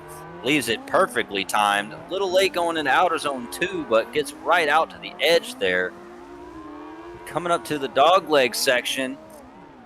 Comes in right a little late, but gets most of that zone. No tire drops so far. All the way through the gauntlet. A little flat, but all the way out to the very edge for outer zone 4. Coming through the devil's elbow. Clips it very nicely. That's a very good solid run there. I agree. Maybe a little like late coming into zones, but nothing really drastic. Definitely not a 100-point run per se. No, he left But- he left enough of the door open for Ion to come in here and shut it if he wants to. Yep. Alrighty. Coming up to initiation, that little Subaru screaming its head off through outer 1, all the way out in outer 2, perfectly timed, might I add. Coming out to outer 3, all the way through the dogleg. Good Lord. Clips 1 and 2 perfectly, coming through the gauntlet. Very well done. Comes up around the last outer zone, all the way up against the guardrail, or curbing, I should say, through the devil's elbow and across the finish line. Hey, tell you what, Curdy, I don't want to be a judge for this one. Nope, not even a little bit. I don't Nope. even want to Nope. try to predict something here because Nah, I think this one's going to come down to a fair amount of nuance, and it's too Uh-huh. much for me to try to see those things while droning. Right? That's why Yeah. the No, judges have the absolutely. ability to just focus in. That's going to be one that they're going to have to look at a little bit.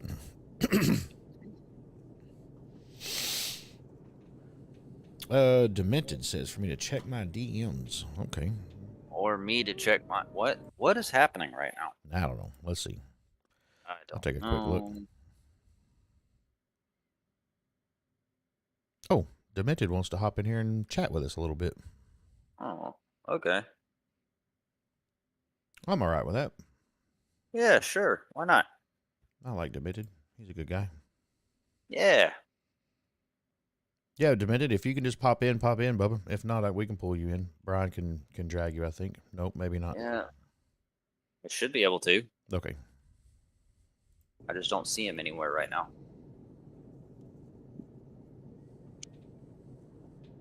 Cricket says that he is Mrs. Vimino. Okay. Well, now Johnny O'Neill Somebody- says that he's Mrs. Vim. Vimina says that he's his own Mrs. Yeah. And Demented says that he is Mrs. I'm so very confused. That is a Jerry Springer episode waiting to happen. All right, so Demented says he can't join the VC. I'll fix that for you, homie. About to say. Oh yeah, he ain't got perms. Indeed, he does not.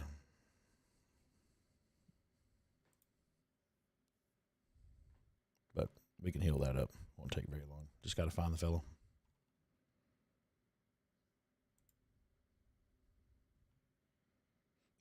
Yeah. Excuse me. See, with having the VC open, don't the list of everybody that's online like you normally would. So I can't just click on his name and change the roles. Yeah. He's good. He should be good. He can get in here now.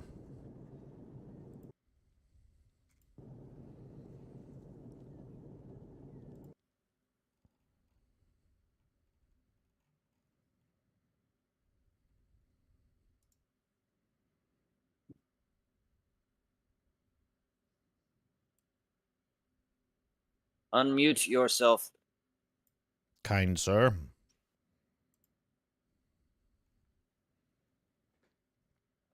You're here. Welcome to the booth. Yeah, man. Smells it here. Speak your piece or go. All right, so Oh, Lord. Timber just disappeared from the lobby. I don't know if that's... Yeah, he did. He might have accidentally hit that reset button too. Popped off somewhere by accident. Yep.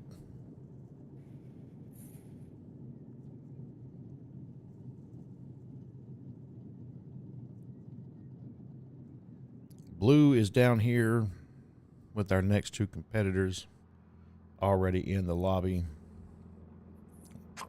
Lined Okay. up. Oh, ready? Timber takes the win. The other person straightened out on his chase. Okay. I don't know what happened to Timber. He left the lobby, but he's taken the W. So maybe somebody will maybe he's still in the VC. We'll let him know. So Ion straightened out a little bit on his chase, and that was all that it took. I think you called that in the run, that they flattened out a little bit. I think so. But either way, we now have Honda Boy and Prolly. Honda Boy and Prolly. Prolly. This is probably going to be a good match.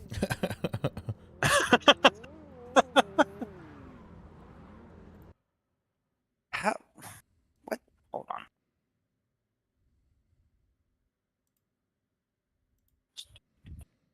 You should have all the rolls now, Demented. If those two rolls don't get it done, Bubba, then we got something wrong with Discord, and we're just going to have to wait.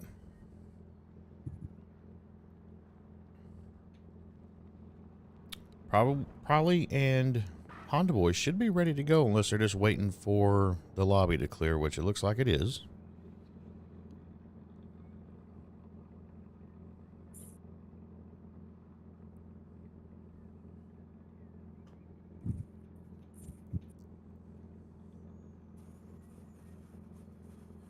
Discord does be a bitch sometimes. That's a fucking fact. I gave you the two roles that are required to be able to talk in this VC, buddy. I don't know what's going on. I'm sorry, man. I'd like to bullshit with you a little bit. Yeah, no kidding. I'm wondering if we're not waiting for 2 bars to clear. That's a good possibility. Seems like it's been a hot second.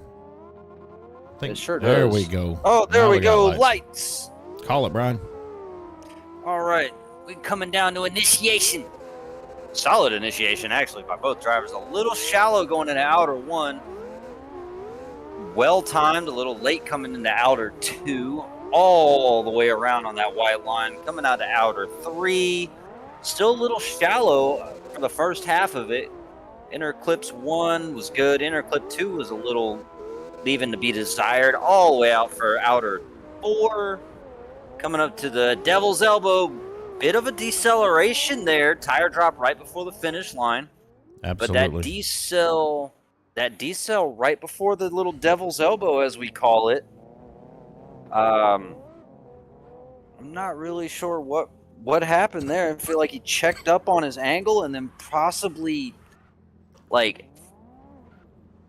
might have hit the brakes a little bit. Yeah, I'm not exactly sure what happened. It was a little odd coming through that section.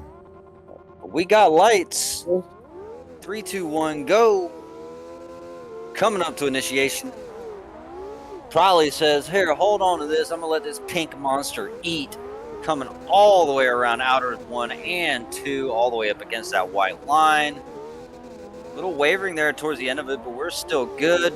Coming through the outer 3, 1 and 2 inside clips are clear. A little contact. Little tap of the wall there. Coming around outer 4.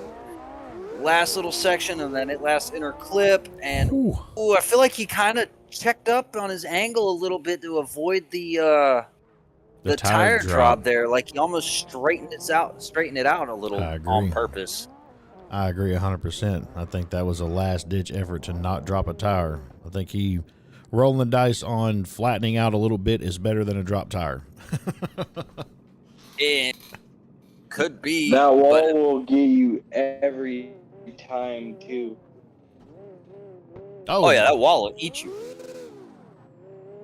But But we have a Demented in the booth, ladies and gentlemen. Indeed. You got to figure it out.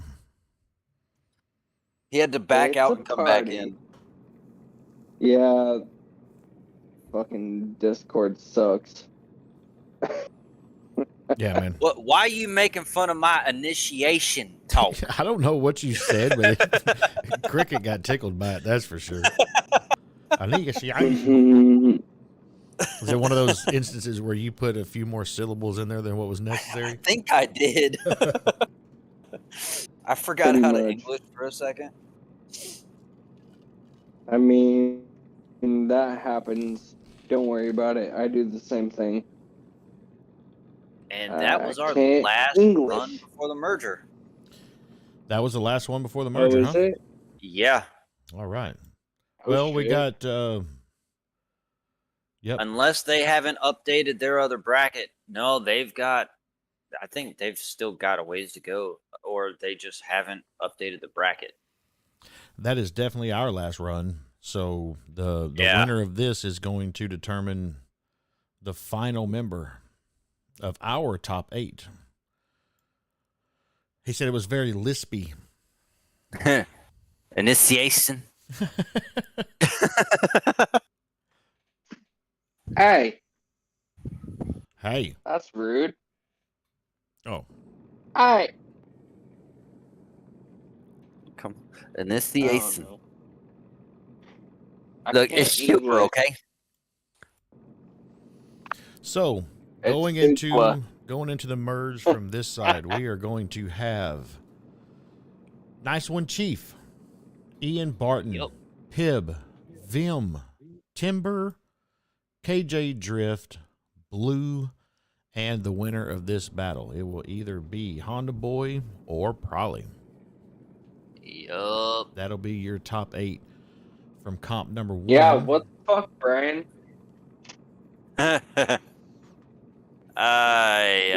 You're supposed to be in that list. It would be nice if Yeah. Brian was up there in that top 16. He'll get there, It though. would. Oh, I know, I will. right? Okay. Prawley takes the win due to Honda dropping 2 tires. He was shallow on the outer second and having a massive correction outer 4 and contact on his chase. Right on. Man, you're getting Right. better and Thank better at you. remembering what they said. You killed that one, homie. Thank you. You're So that is going to be Okay, bye. the final member Yeah. of the top 8 from comp 1 moving over into the merger. The merger. Probably. So again, the top 8 coming from comp 1 is going to be Nice One Chief, Ian Barton, Pibb, Vim, Timber, KJ Drift, Prolly, and Blue. So we're going to peep the secondary comp, see what's going on over there. Going to send you guys to some B-roll here. We'll let you know. We'll come back and let you know what's going on with the merger, whether or not that's going to continue here or if that's going to continue over on the secondary stream. We'll give you a heads up. If it is going to continue on the secondary stream, we'll make sure to drop the link in the chat here, but it's also sitting in the Discord in comp announcements. We highly suggest everybody here for sure go over there and follow the last few rounds that they got going on and support the commentary guys over there. We're going to do the exact same thing. So we'll be back in just a few minutes and let you know what the hell's going on either way. Okay, bye. Okay, bye. Okay, bye.